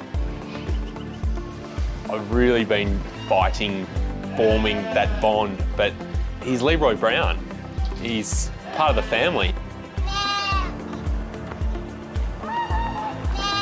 Where are you going? Leroy? Leroy, I'm sorry, buddy. you gotta stay here with me now. Seeing you, Mum. It's going to be hard driving off now, but no regrets at all. Just to see how lively he is and see that personality. I think the world without Leroy Brown would be a sad place. Hello, come on. He's freaking out right now. Yeah. He was just kind of sitting there, kind of struggling. During last night's storm, he's been tossed around Young kid not able to handle a big surf, huh? There is something seriously wrong with little Harmon. What is that? Can you believe it? Why couldn't he stand up on the beach this morning? Why couldn't he run away? Paralysed legs. There could be a potentially fatal allergic reaction. This is such a tough call.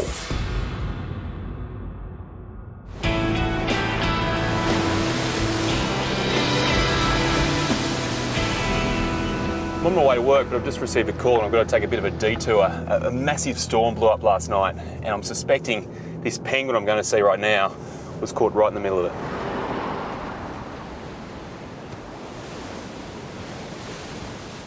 Hello. Go in here and No worries, thank you.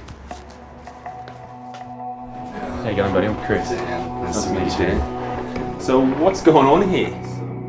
We were just out down at the beach. We were gonna kind of go for a night swim, and we saw him kind of close to the water. He was just kind of sitting there, kind of struggling, kind of trying to walk or waddle a little bit. But it seemed like maybe one of his wings was injured or... Okay. I'm just going to have a look at him, and I just don't want to stress him out too much right now. We figured he might be in a little bit of trouble, kind of the way he was walking, the way he was using his wing and stuff, so we couldn't really leave him there, so we decided we'd grab him. Your name for him? We've been calling him Harmon. Harmon. So was he unable to move when you saw him? No, he wasn't unable to move. He just seemed like he didn't really want to move that much. He just seemed like he was kind of struggling when he did move. He's not meant to be in a bathtub. So in his mind, he's freaking out right now. Harmon must be terrified. I'm thinking the poor little guy normally lives in a penguin colony on the northern side of the harbour. And during last night's storm, he's been tossed around and blown way off course. That explains how he ended up being washed ashore at Bondi at 3 a.m. But it doesn't explain why he's so weak and why he's left himself so open to predators. Buddy, go get better, huh? Okay, thank you guys. Yeah, thank you so much. There is something seriously wrong with little Harmon, and there's absolutely no chance of him surviving the ocean until I figure out what it is.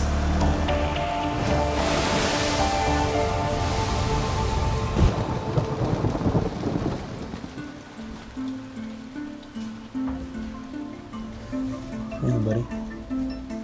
Yeah, Harmon, I was looking at you. You're pretty small, aren't you? I reckon you might be young. Young kid not able to handle a big surf, huh? I guess what's confusing me right now is the fact that his plumage is fantastic. It's shiny, it's got that blue tinge to it. So we can assume that he hasn't come ashore to molt. The thing that just keeps on nagging my mind is the fact that it blew up one big storm last night. Big southerly came through. Now,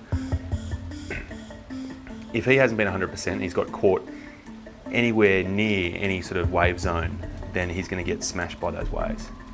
And we may be seeing the consequences of this right now. Oh, far out. Twice. It's just getting ridiculous. Harmon. You're all for harming me, aren't you? So I'm sitting here checking his heart, which sounds okay.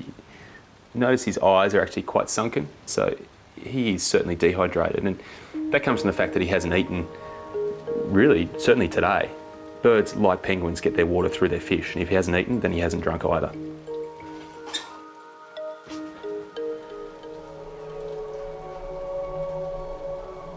Give me a second. What is that? Can't be. You see this? That's a tick. Look at it, it's been feeding off little Harmon here for at least a few days, and all the while that ticks are feeding, they're injecting their saliva, which has a toxin which paralyses them. But it paralyses them from the back forward. Why couldn't he stand up on the beach this morning? Why couldn't he run away? Paralysed legs. Just got to be careful to get all of the tick. And that's it right there. It's a big tick. Big tick. A paralysis tick on a dog or a cat, absolutely. But on a penguin, it's got to be some sort of first. Oh, another one. Can you believe it? There it is, number 2. Just in awe of the fact that one of these Could be fatal for a big dog. He's got 2. So this is tick serum. It's used in dogs, it's used in cats. Doesn't say anything about it being used in penguins. Might be time to call in the big guns. Seek some advice from some experts. You can give birds this tick serum. You can, but I've been very cautious because you've always worried about an anaphylaxis. Yeah. Yeah, good luck. Thanks for that. Might need it. Cheers. Okay, thank you. Okay, bye. Should have mentioned before, the expert is Dad. I can give Harmon the tick serum and risk him suffering a fatal allergic reaction, or I can do nothing and potentially watch him die from the effects of the paralysis ticks. This is such a tough call.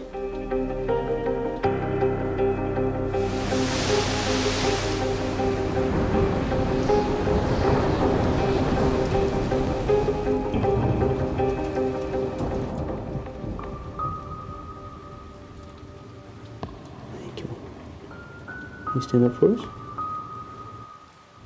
This is typical of tick paralysis. They start off okay, then their muscles exhaust themselves. Harmon is getting much worse, so that's really made the final decision for me. Not gonna move?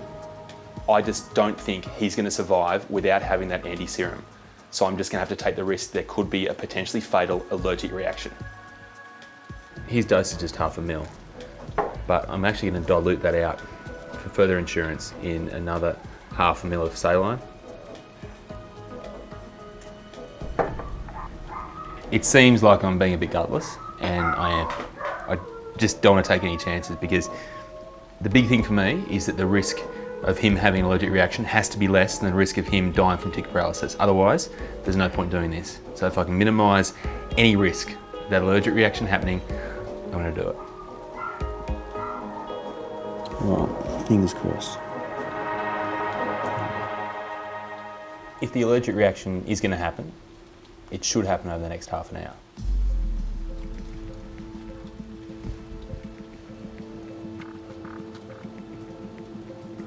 His heart rate's certainly stable. There's no sound of any bronchoconstriction, which is the narrowing of the airways in an allergic reaction. So he's tracking along pretty well. How are you coping with that? Feeling all right? He's still fighting the effects of the tick paralysis, and we just won't know if that anti-serum's going to work for at least another 24 hours. You know where you're going though, don't you?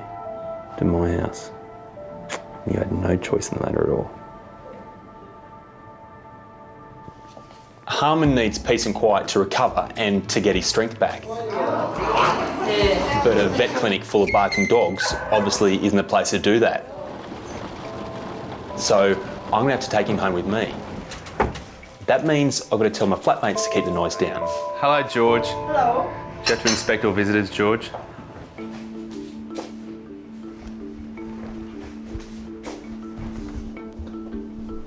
George, this could be interesting. You like your fish as well, don't you? Good competition. Some food, buddy? Harmon, meet George. George went in the ocean. He didn't like it. You live in the ocean. You like it. People might recognise George. He was the cat that was senselessly put into a cat cage and thrown into the ocean at Bondi. But since then, he's been onto a foster carer, and then I adopted him. And now he's living a pretty good life, with the occasional visitor. You ever get the feeling you're being watched, Harmon? It's actually going really well. He's taking his food beautifully and settling in, just seems more comfortable with humans being around him, and even if they are forcing food down his throat, it works out. It's not a bad deal after all. It's going to take a full 24 hours to truly know just how seriously those ticks have affected him. But once he's through that period, with a bit of fish on board, he might just be right for a release. It's bedtime. I know it's early.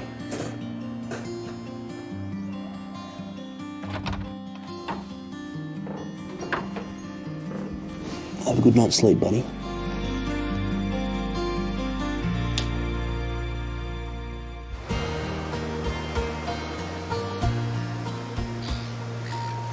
Morning, Harmon. How'd you sleep?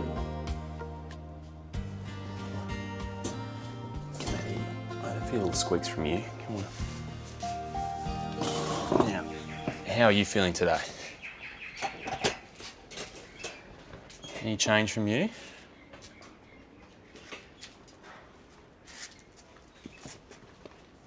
Oh, that's positive. Oh, hang on. You feeling good, are you?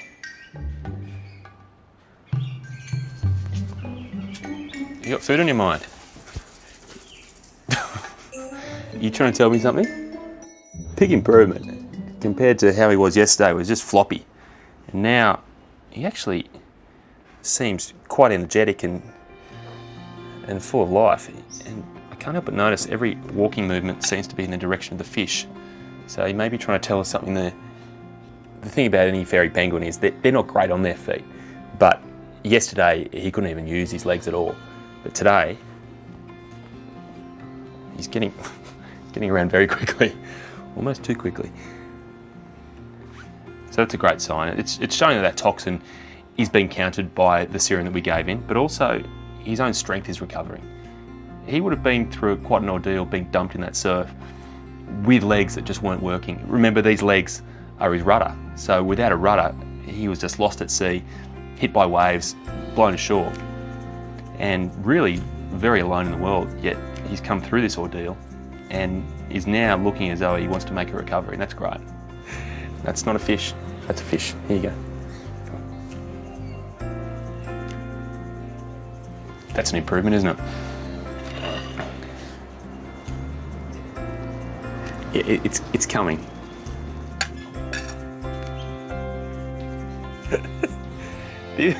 This is why I'm quite keen to get him on his way soon. This is behaviour he'd normally display around his mum. He's begging for food and he's thinking, I'm actually going to regurgitate the food seemingly through my fingers. That's penguin saliva. It might be time to ease Harmon back into the ocean-going lifestyle.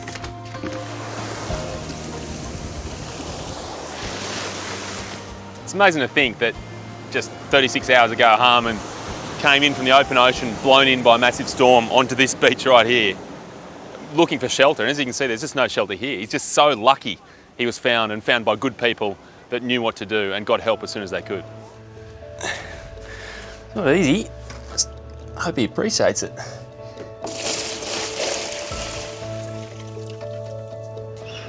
Look what we've got for you. Oh, buddy. Stretch those little flippers of yours.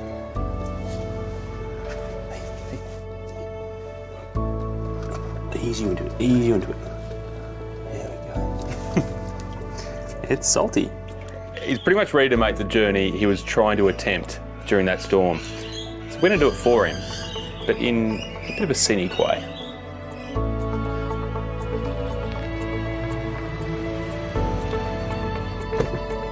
Not peeking out of there. How you going? I'm Chris. Very well, nice to meet you, Chris. Rick. Hey Rick, now this is Harmon. I've never had a passenger like that in my taxi before, I must say. But very excited. Any extra fare for him? Absolutely gorgeous, no, not at all. He's free.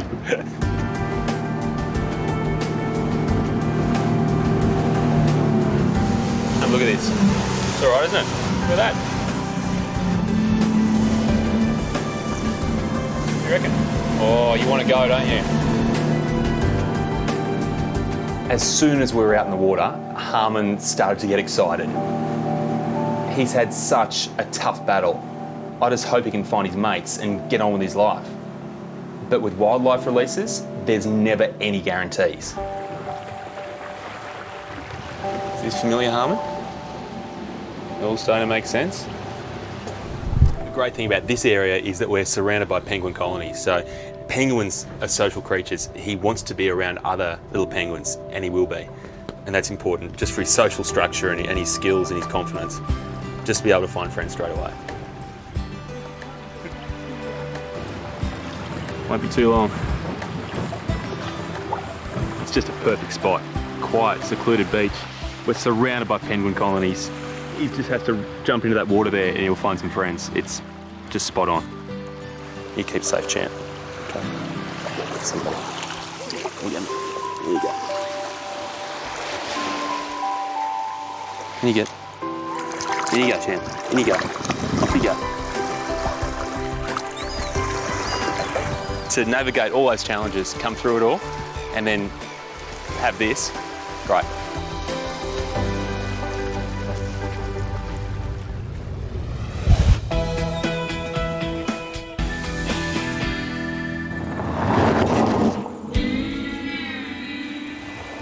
I've just recently received an email from Catherine and Scott, who live on this cattle property. Now, they've got a weird problem. It involves a dachshund and a cow. And the bizarre thing is the dachshund could very well be in trouble. How are you? Hey, Chris. Must be Scott. Yeah. How you going? I'm Chris. How are you, mate? Nice to meet you. Hi, Hello, Chris. Catherine. Thanks for coming out. How are you? G'day. You're Jake? Jake. Jake. And Ben. Hey, Ben. How are you? And Harry. Hey, Harry. How are you, buddy? Good. There's one missing. Do I ask where Cecil is? I'll give you one guess. I've got to say, I've seen some weird things, but I've never seen anything like this. Schnitzel cannot stop licking. He just wants to be all over that calf, lick every part of that calf, and I mean every part. Working out why that happens though, that's going to be hard. A little while ago this year, the season started getting a bit dry and we saw an increase in the number of calves that were having trouble feeding. And when that happens, we usually bring them up to the house yard where they spend a couple of weeks. We feed them and get them back on their feet again before they go out to another paddock. And when we brought these calves in, we found that Schnitzel just became absolutely obsessed with them. Right from the beginning, he was jumping all over them, licking their face. And it's got to the point where he just will not leave them. He sleeps with them night and day. And unless we dragged him inside to eat, I think he would just stop eating altogether. Well, Schnitzel. Before the calves turned up, he was a work dog, basically. Not a very good one, but if you were on the motorbike, he was on the motorbike. If you were on the tractor, he was on the tractor. Since then, he's become a homebody now. What do you think they're offering that you're not? I don't know. I don't let him lick my mouth. You ever try? No, we won't. As long as he doesn't do that to you. No, that's right. No, we won't. That's all I'd be worried about. Won't be doing that. And the calf's a lot bigger, and with a good kick, they could really do him damage. Exactly. I mean, it could kill him. Yeah, and that's one of the things that we were worried about. I can't help but notice he's got a bandage on his leg. What's going on there? A bit of tough love. One of his friends stood on his toe. It's one thing to be trodden on, but it's another thing to be kicked in the head. That could be deadly. Ooh. It's wild. I don't think he likes you, Schnitzel. They've actually broken one of his toes. Oh, really? Yeah. He's got a few issues, I think, in the mental department. Yeah. He's probably mad would be the nicest way you could put it. Something really bad could happen to him if he keeps it up any longer.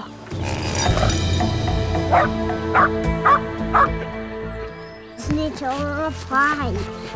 When Jake goes near the calves, Schnitzel will actually growl at him. We're not sure if Schnitzel would ever bite him, but it's a bit of a worry. We're going to put some faith in Chris. We're hoping he'll come up with an answer for us.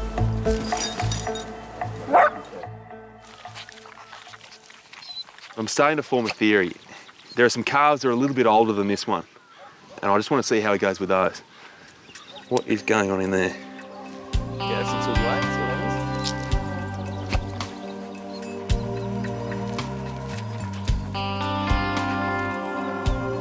But see that?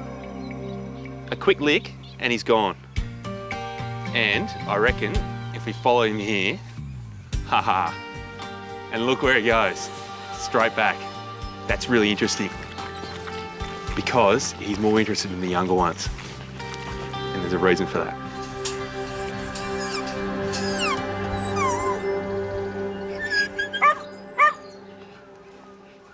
impression he doesn't really like being left alone, Catherine.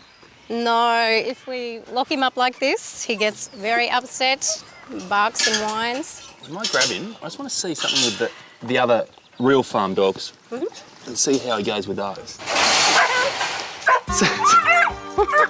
I'm yet to see one of them even make eye contact with him. He just doesn't exist. No. What's going on, mate?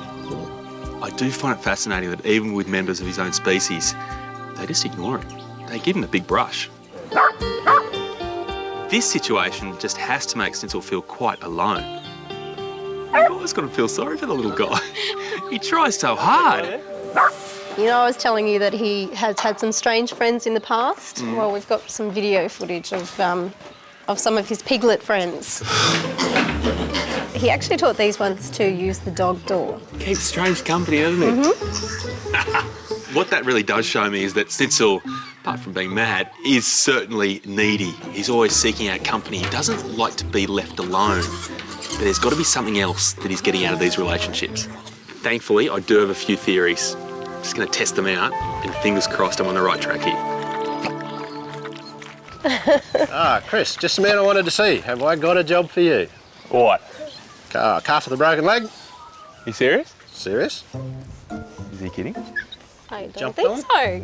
Stencil, you're going to have to wait. Down the paddock. Broken front leg. There. Yeah? Yeah. Still don't believe it. I'll grab my bag. Hang on. You joking? No. Unbelievable.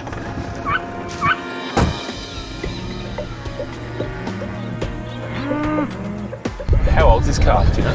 It wouldn't be more than a week, I don't think, by the look of it. Yeah. So there's a few dingoes around here? Oh, there's plenty of dogs around, yeah. We do sort of trapping and baiting programs to try and keep their numbers in check, but we lose a few calves a year to them. So what's the plan, mate? Well, when you grab it, if it starts to bellow, then not only the mother will come, then quite a few others will come to help out as well. So if it gets too close and personal for you, just let the calf go. And everybody will think, yeah, gutless, but yeah, you can live with that. You just tell me when. Yeah, okay, now.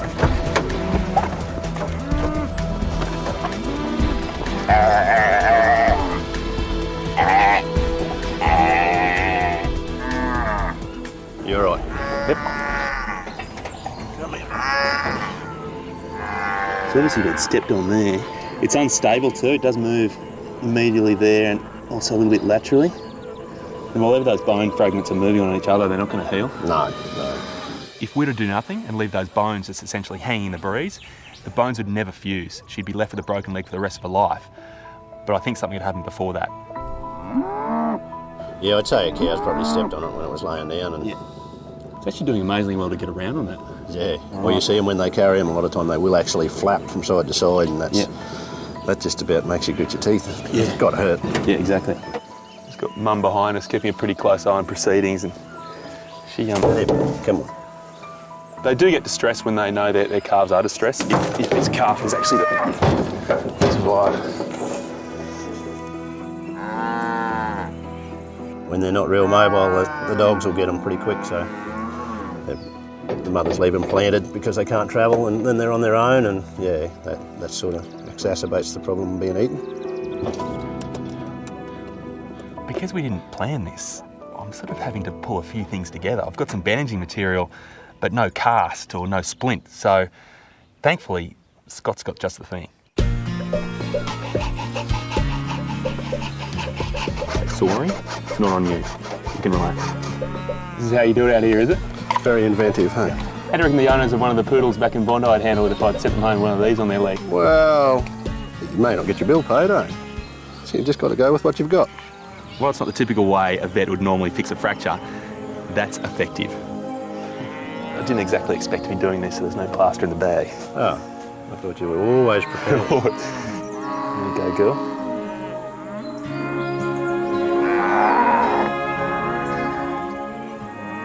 You're taking a bit of weight on it. Yeah.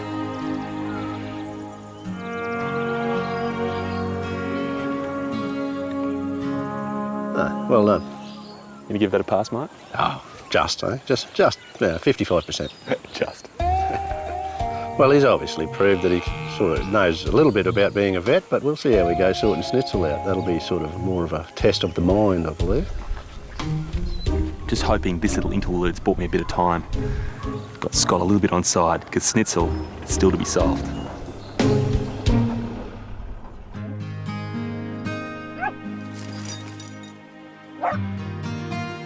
Okay, Chris, you've had Schnitzel on your leather couch today.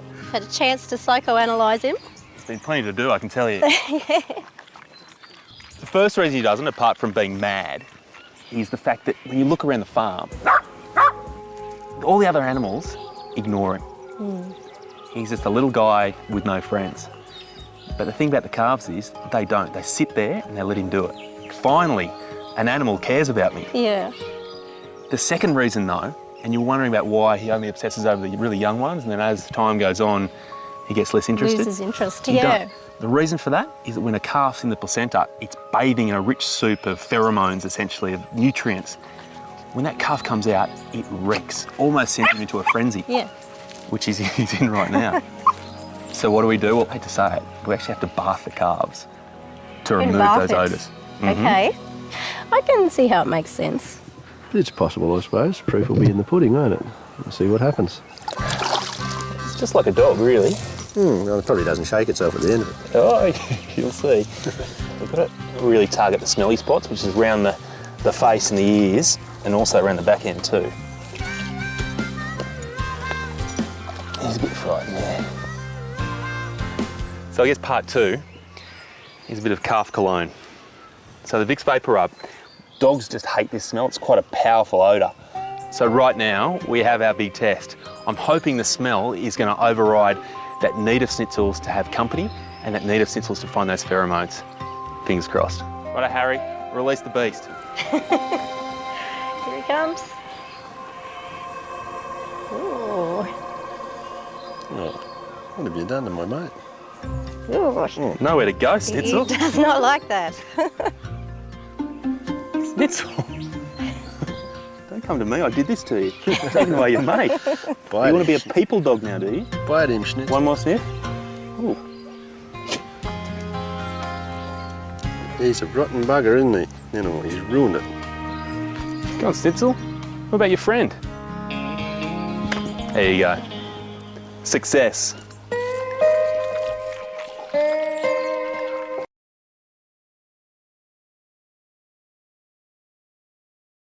Almost there.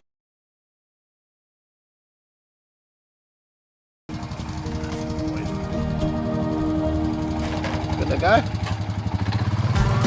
Oh, I guess I better take it for a ride on the bike and put some cows out.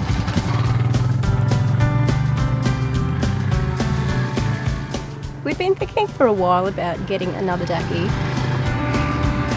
Scott's often working outside and I'm going to work. The kids are at school, so I can see how getting another dog would actually be a really good idea for him.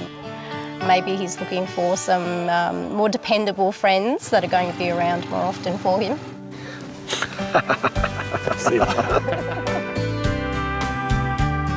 Success, despite the greatest of doubters. Oh, you're the master. Oh, thank you, Jake. Thank you, that means a lot. We can now leave this property, head held high, and with Schnitzel, back with the family.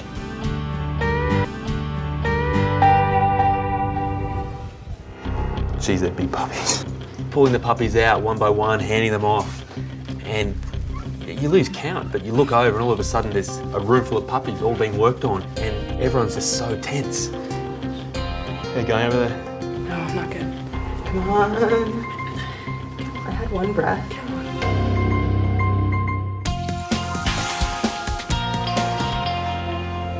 You take the next turn right and then head up that road, and then take your next turn. When you get to the end, you'll come to a T intersection and turn left. All right, we'll see you soon. Let's grab another towel for this. We've got a pug coming in that's expecting pups. They're notoriously difficult at this time. They find it really hard to get their pups through their narrow pelvis. I'm expecting a cesarean, but we're going to have to see it first. He should be here right now. How you going? John, isn't it? Yeah. How you going, Chris? This is Bella. Just going to bring it straight through and we'll... Yep. Okay. Have a look at her. Thanks, mate.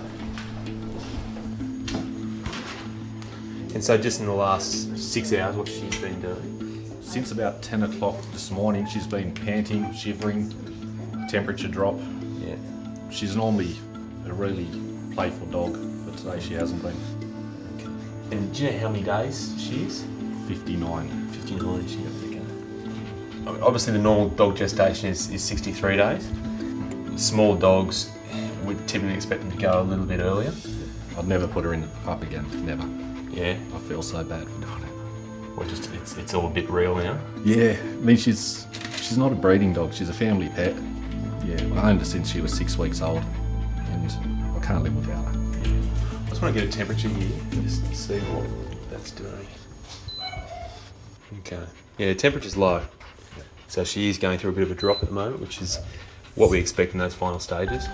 She's certainly really anxious, and that to me indicates that she's having internal contractions that you often don't see them from the outside. So I'd put her at stage 1 labour. Stage 2 is when you actually see them really forcing them out. In pugs, typically stage 1's enough for me because that's labour. Stage 2 can be fraught with a lot of problems. Okay, what I'd like to do, mate, if that's okay, is actually take her through an X-ray. I just want to see, get a bit of a feel for how big these pups are, whether we can get a natural delivery or whether we're going to have to go to cesarean. Okay, so I'll just take her through to X-ray now. So what we'll do is we'll get her on a side. It's okay, darling. I know this isn't normal. X-ray.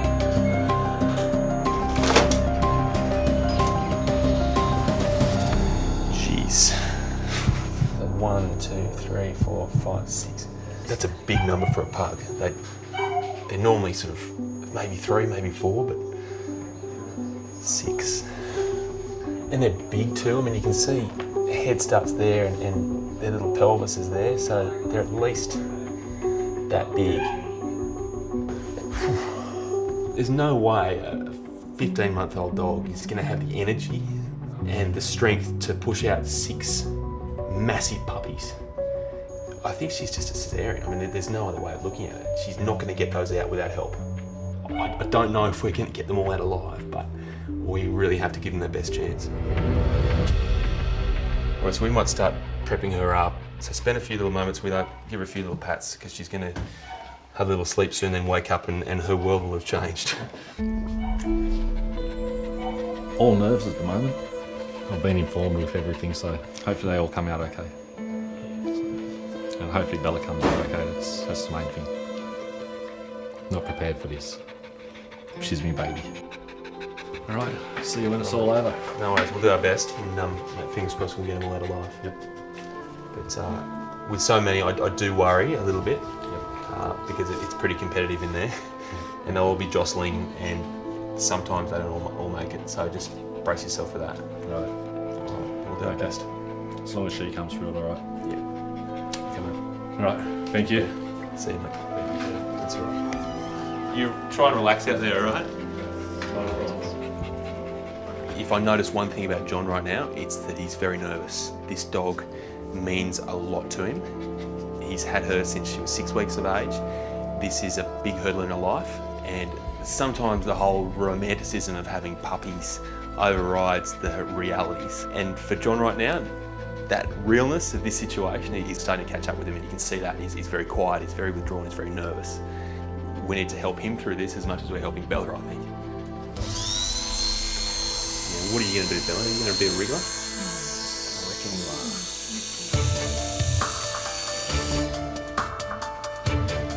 The priority here is really just preserving Bella's health through what she's about to go through. She's going to lose a lot of fluid, a bit of blood, and go through some pretty big stress. So the idea of the fluids is really to support her through all that. And all of a sudden you deliver the magical anaesthetic that makes it all happen. All my thoughts are with Bella, but I never expected 6 puppies. She's only a little dog, and I'm hoping everything goes okay. So, fingers crossed. Well, ready to go, aren't you, girl? I'm sorry, we're going to have to intervene. So we'll just dribble this in really slowly. Caesareans are the real extremes of emotion. You go from being really nervous, which is where I'm at right now, through to exhilaration when you get some puppies out alive, fingers crossed, and then anxiety. We've got to close her up and make sure she comes out of that anaesthetic alive. Okay, she's really light to us. Make sure she doesn't get on that tube. It's a normal response to the anaesthetic and also having the tube down the throat. We're deliberately keeping it very light because any anaesthetic that she takes on, the puppies also take on, and we want to really minimise how sleepy they are when they come out.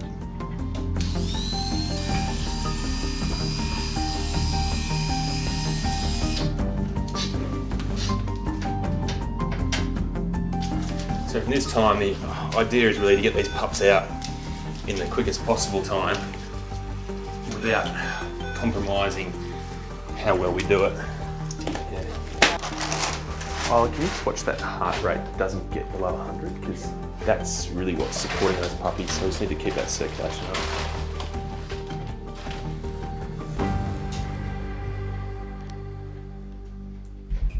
They're literally bursting to get out here. There's almost overflowing here. Just trying to pull the uterus out. It's obviously very big and trying to keep the incision as small as we can. Jeez, that big puppy. Jeez. Wow. That's one puppy. It's one puppy. Oh my.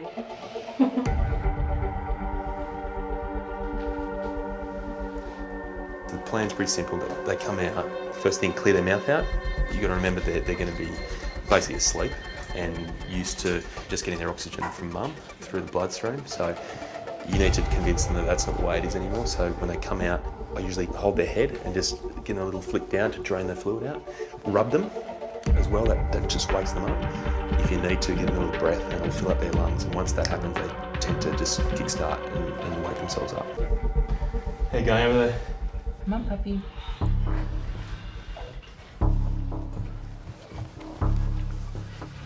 I might give a drop. Yep, give a drop the dropper. Under the tongue, yeah. Plenty of rubs to stimulate. I'll just go rotate between rubs, breaths. It's got a bit of anaesthetic still in your system. Yep. I'll just keep at it.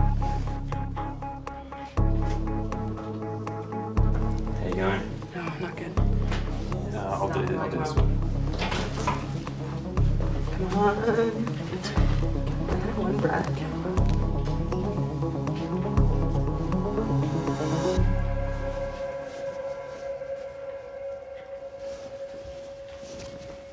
I'm getting movement. Just give it a breath and then just leave him for a few seconds. It's good, it's good.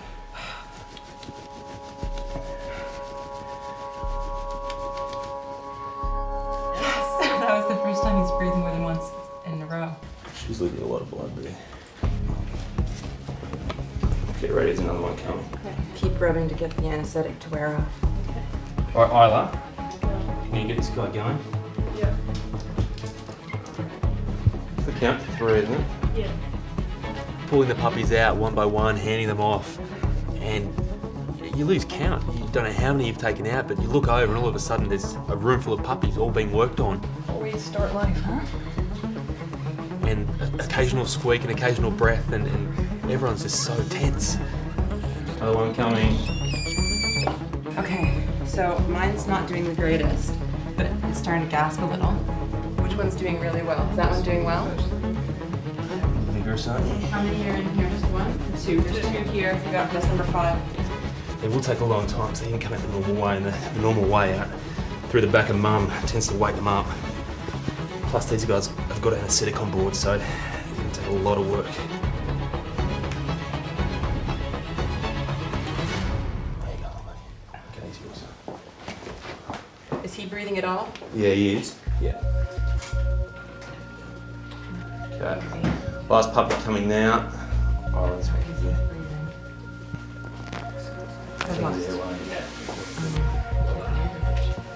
Keep going, we can do it. Is that one going? Yep, it's okay, just keep an eye. Yes, I've got a gas. Good, I'm gonna transfer these over to some more. Good. The reassuring thing for me was there was good news coming from the puppies. I could hear squeaks and some elation when the puppies started breathing. Look at that! Yet knowing that Bella is in such a critical condition, you do have to stay calm, and that's hard, very hard. Fill 3 mils? Yeah, just really slow moving. So she's lost a lot of blood just through delivering these pups. She's also had a few bleeds just from the inside of her uterus. So the big concern shifted from the puppies straight to her. We're a bit worried about her heart rate dropping and also her colour being a little bit pale because of the blood she's lost. So we've given her something called atropine to try and stimulate her heart and get that blood pumping around a little bit quicker. And also just keep it warm. But she's a long way from home. She's in a bit of trouble. Your last one.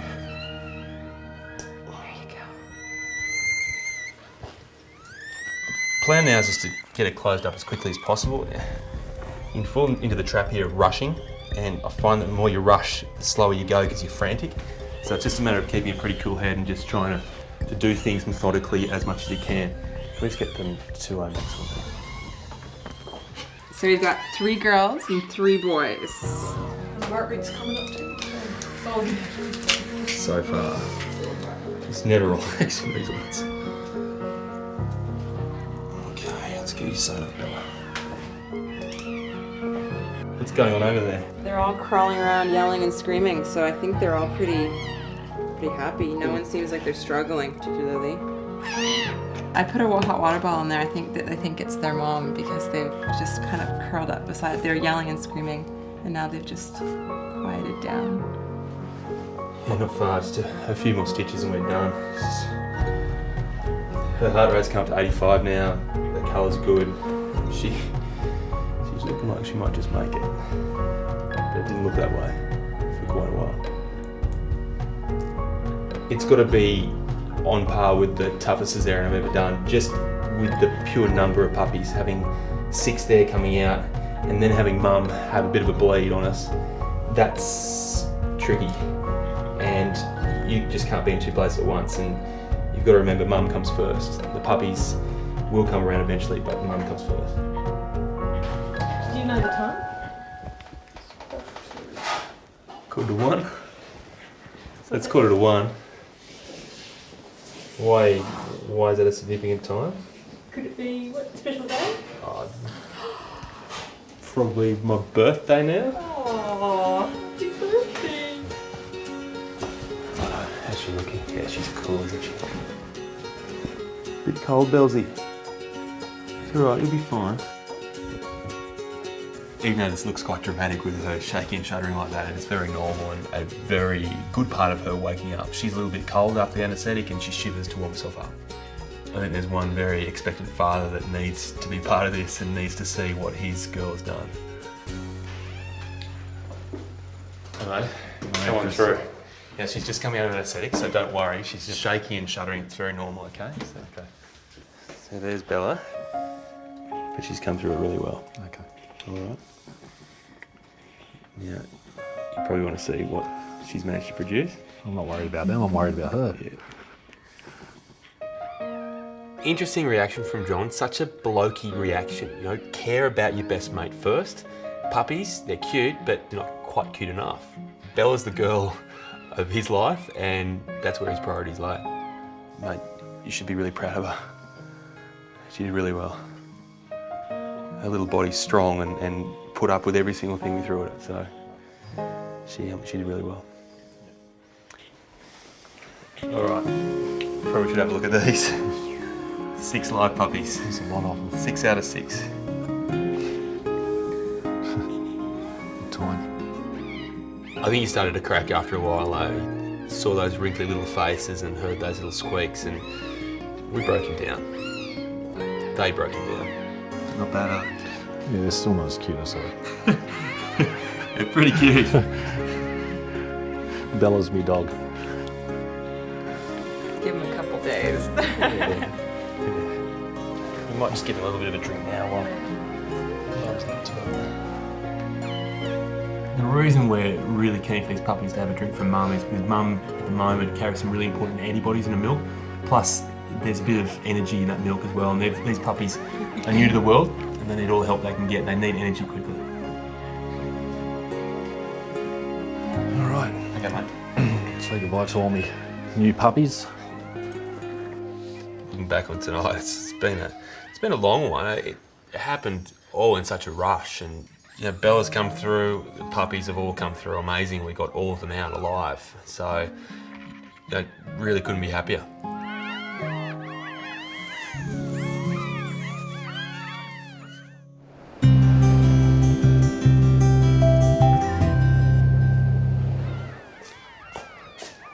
Can hear them down the corridor. They're obviously going well. Yeah, they're going really well actually. How are you, Belzy? Yeah, she's good. Oh, you've woken up a little bit, haven't you? Yeah, she's doing really well this morning. She's a bit surprised at... The fact she had puppies for Yeah, starters. I know. Didn't have those before. When you look at where she's come from since this morning, she's done remarkably well. She just looks a bit overwhelmed by them, but I guess the natural process didn't occur. She didn't have to strain for a few hours to deliver the pups and be introduced to each one at a time. She's had to come out of anaesthetic here and just be overwhelmed, and she doesn't know where they come from. So, Bella, I hate to say it, it is like looking in the mirror. She seems relaxed when they drink from her, which is great, but she just needs to recognise their smell, lick them a few times, and that bond will develop. Yeah, did you think we'd forgotten that it was somebody else's birthday? Oh, my pooper doesn't work. How's that? Thank you, that's very kind. Happy birthday. Thanks. Happy birthday. Yeah, exactly. Do we have the same birthday? Yeah. Puppies. And I had the same birthday. Seriously, I only just thought of that.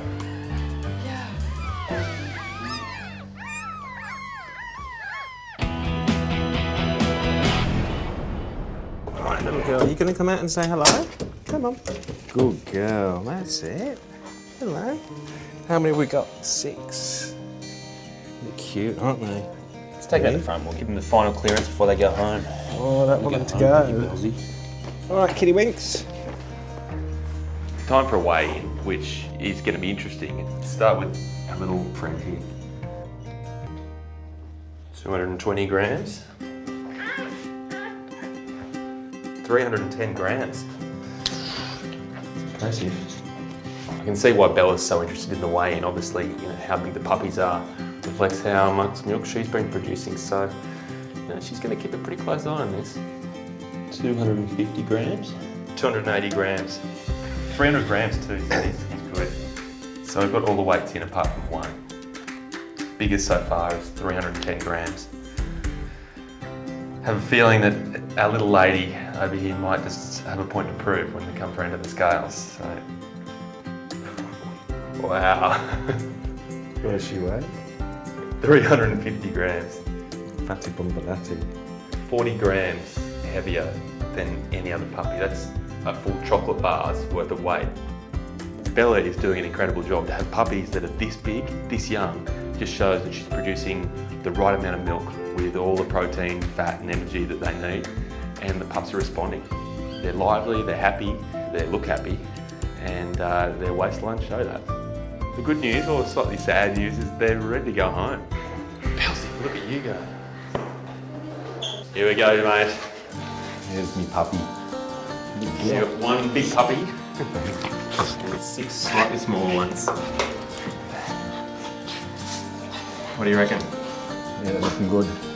You're very lucky to have 6 healthy, happy puppies, and fat puppies too. Do you think there's any chance that any one of these could ever be as popular as she is with you? Yeah, never. Nobody will replace Bella. Yeah, yep. It's going to be a handful, but I'm excited. Where does she sit? Oh, of course. Yeah, she's got the luxury seat. In the front. In the front. How didn't I guess that? I was always pretty sure that Bella meant a lot to John, but then when you see Bella in the front seat, knowing the wife normally sits in the back, you've got to realise that that dog means a lot to John. So this whole process, this whole ordeal, he must be so happy it's over. But I've got a feeling with those puppies at home, it's only just beginning.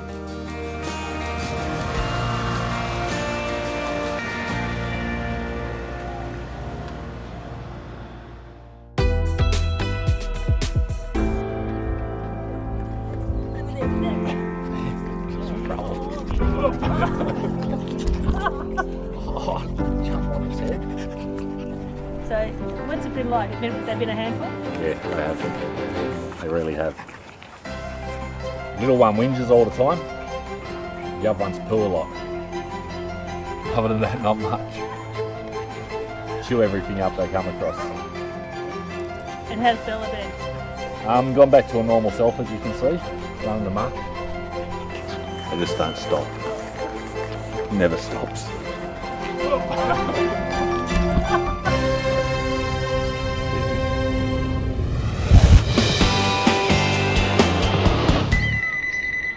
Hello, Chris speaking. G'day Chris, it's Tim from the Reptile Park. How you going, mate? Yeah, good mate, how are you?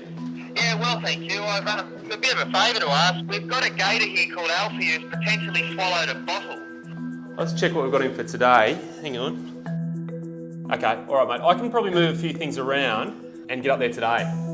Yeah, look, thank you so much for that, mate. Righto mate, I'll see you soon. I'll grab some things and I'll see you soon. Okay, no worries. Look forward to Okay it. mate, See ya. cheers. Gator.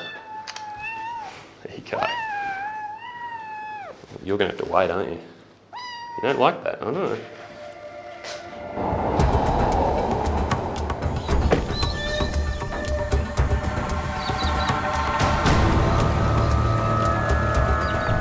What's going on?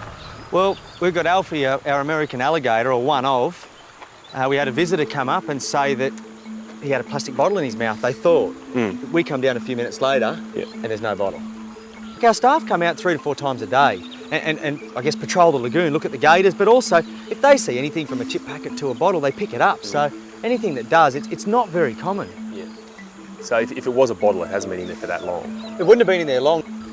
The worry is if he swallowed it, it's gone into his stomach, and if it pushes through into his intestine, then it'll cause a blockage. From there, it can actually be fatal very quickly. So it's a bit of a race against time to get in there, if it is in there, and actually remove it. We've got to work out a way of getting in there. How many are there in there? There's about 40, there's some big boys and moderate-sized girls, but we can catch him and I can get his mouth open pretty easy, but I don't know anything other than that. Mate, as long as you can get the mouth open and keep it open, then I can get in there. I know how the gut works, and the great thing about the bottle is if it is a bottle, it's going to be floating at the top. Yeah, right. And so I can get the arm in there, the long arms do come in handy, and actually have a feel.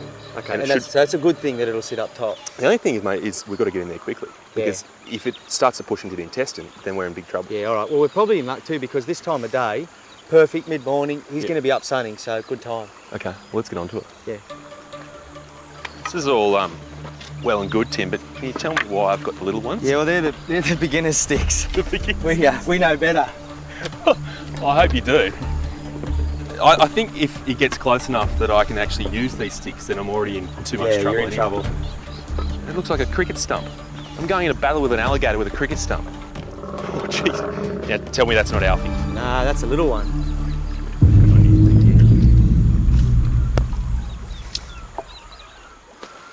Point of no return, mate. It's good to remind me of that, Tim. Thank you. All right, well, there he is. We don't want to spook him. He's out on the bank, which is a great opportunity for us to grab him. It's the easiest way. Yeah. So if you want to hang here, we might just go up. The plan is that Obi's going to go first, straight on. I'll follow him, give him a hand. Nick will be behind me. Once we've got him and he's all's good, I'm going to jump off, come around the front and help you do the rest of it. You right? Simple as that, mate.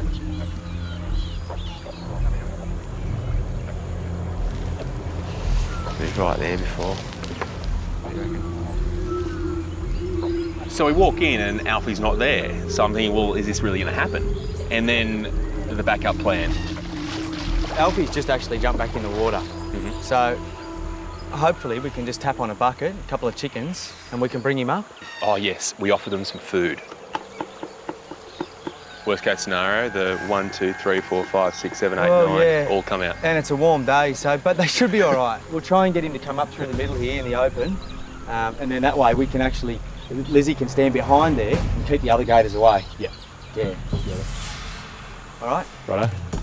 You've got a little girl coming from this side. Oh, that's good. I'll have to jump it while we push down. all of a sudden feels very small, and the only thing you've got is an even smaller stick. We've got Martha there. Yeah. So just hang back a little. Remember, put the stick out as she comes. Yep. We get him another 2 metres, we're all right. Sure. We just don't want to grab him that far back because we're a bit close to the other gators. Yep. So another metre or 2. 1, 2, 3.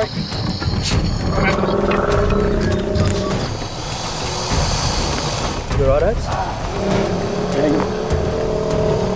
Happy? Tail. Yeah, mate, could you come and help, Chris? Just put a bit of weight on that. Lizzie will watch you behind for any gators coming up. You right, Lizzie? Yeah, I'm good. I'm going to come off. 1, 2, 3. Good. You right, Oates? Yeah. I'll get blindfold. If you want to just jump on there, just keep them legs up, that's it. Full credit to Alfie. He's not the biggest gator in that enclosure, but he's pretty tough. He's not going to give up without a fight. So we can just get him to open up a little bit. Come on, mate, open up. We've got the stick in there. Now, we get this pipe in. We want to try and get it right in to start with. A little bit more. Okay. There's that beautiful moment when they've subdued Alfie, the pipe goes in, and then it's over to me. And there's just a few mils of PVC between me and those beautiful crunching alligator jaws. So we'll just put these stakes on either side so that it can't swing its head and dislocate your shoulder. Sure. Righto. And that pipe's been tested, it is strong up.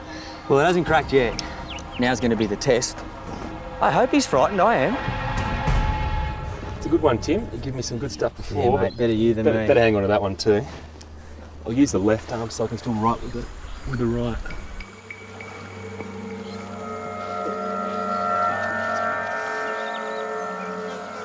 The thing about an alligator is their jaws are made for crushing. They're very powerful, they're shorter, and they love to just clamp down. So just feeling this, it feels like still a bit of food there. Oh, well, that's the liver that he just ate.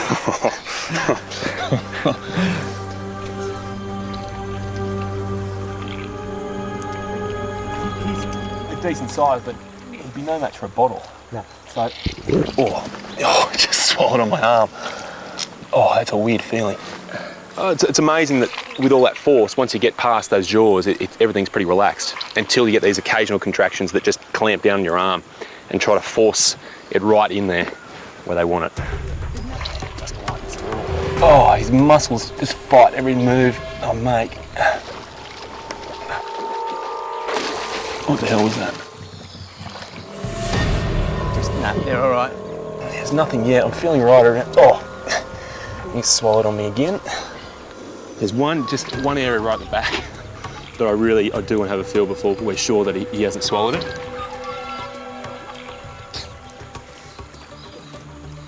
I know we're in the right spot because we're in that food that was swallowed before. So, and it hasn't been long enough for that bog to begin to be digested and be pushed through. So, I'm pretty confident if it was in there, we'd be feeling it right now. Because, honestly, my arm can't get any further. Let's just watch Martha there. Yeah, Martha's all right. She's predictable. She always charges. No. Oh, that's a good result No, anyway. you're clear, mate. I think you're clear. Yeah. Thanks. It's moments like these. You need to I want to say thank you to you for calling me when you do. Yeah. That's great, isn't it? Look, that's a great result for us. We're pretty happy. I mean, we weren't certain if it was a bottle or not, but to have it clarified that it's not, it's just a bit of peace of mind. So we'll just jump up on 3. 1, 2, 3. Whilst it's a little bit overwhelming to get your hand right down to a gator's stomach, the reality of not doing it and leaving a bottle to go into the intestine and cause a potentially fatal blockage was even more scary.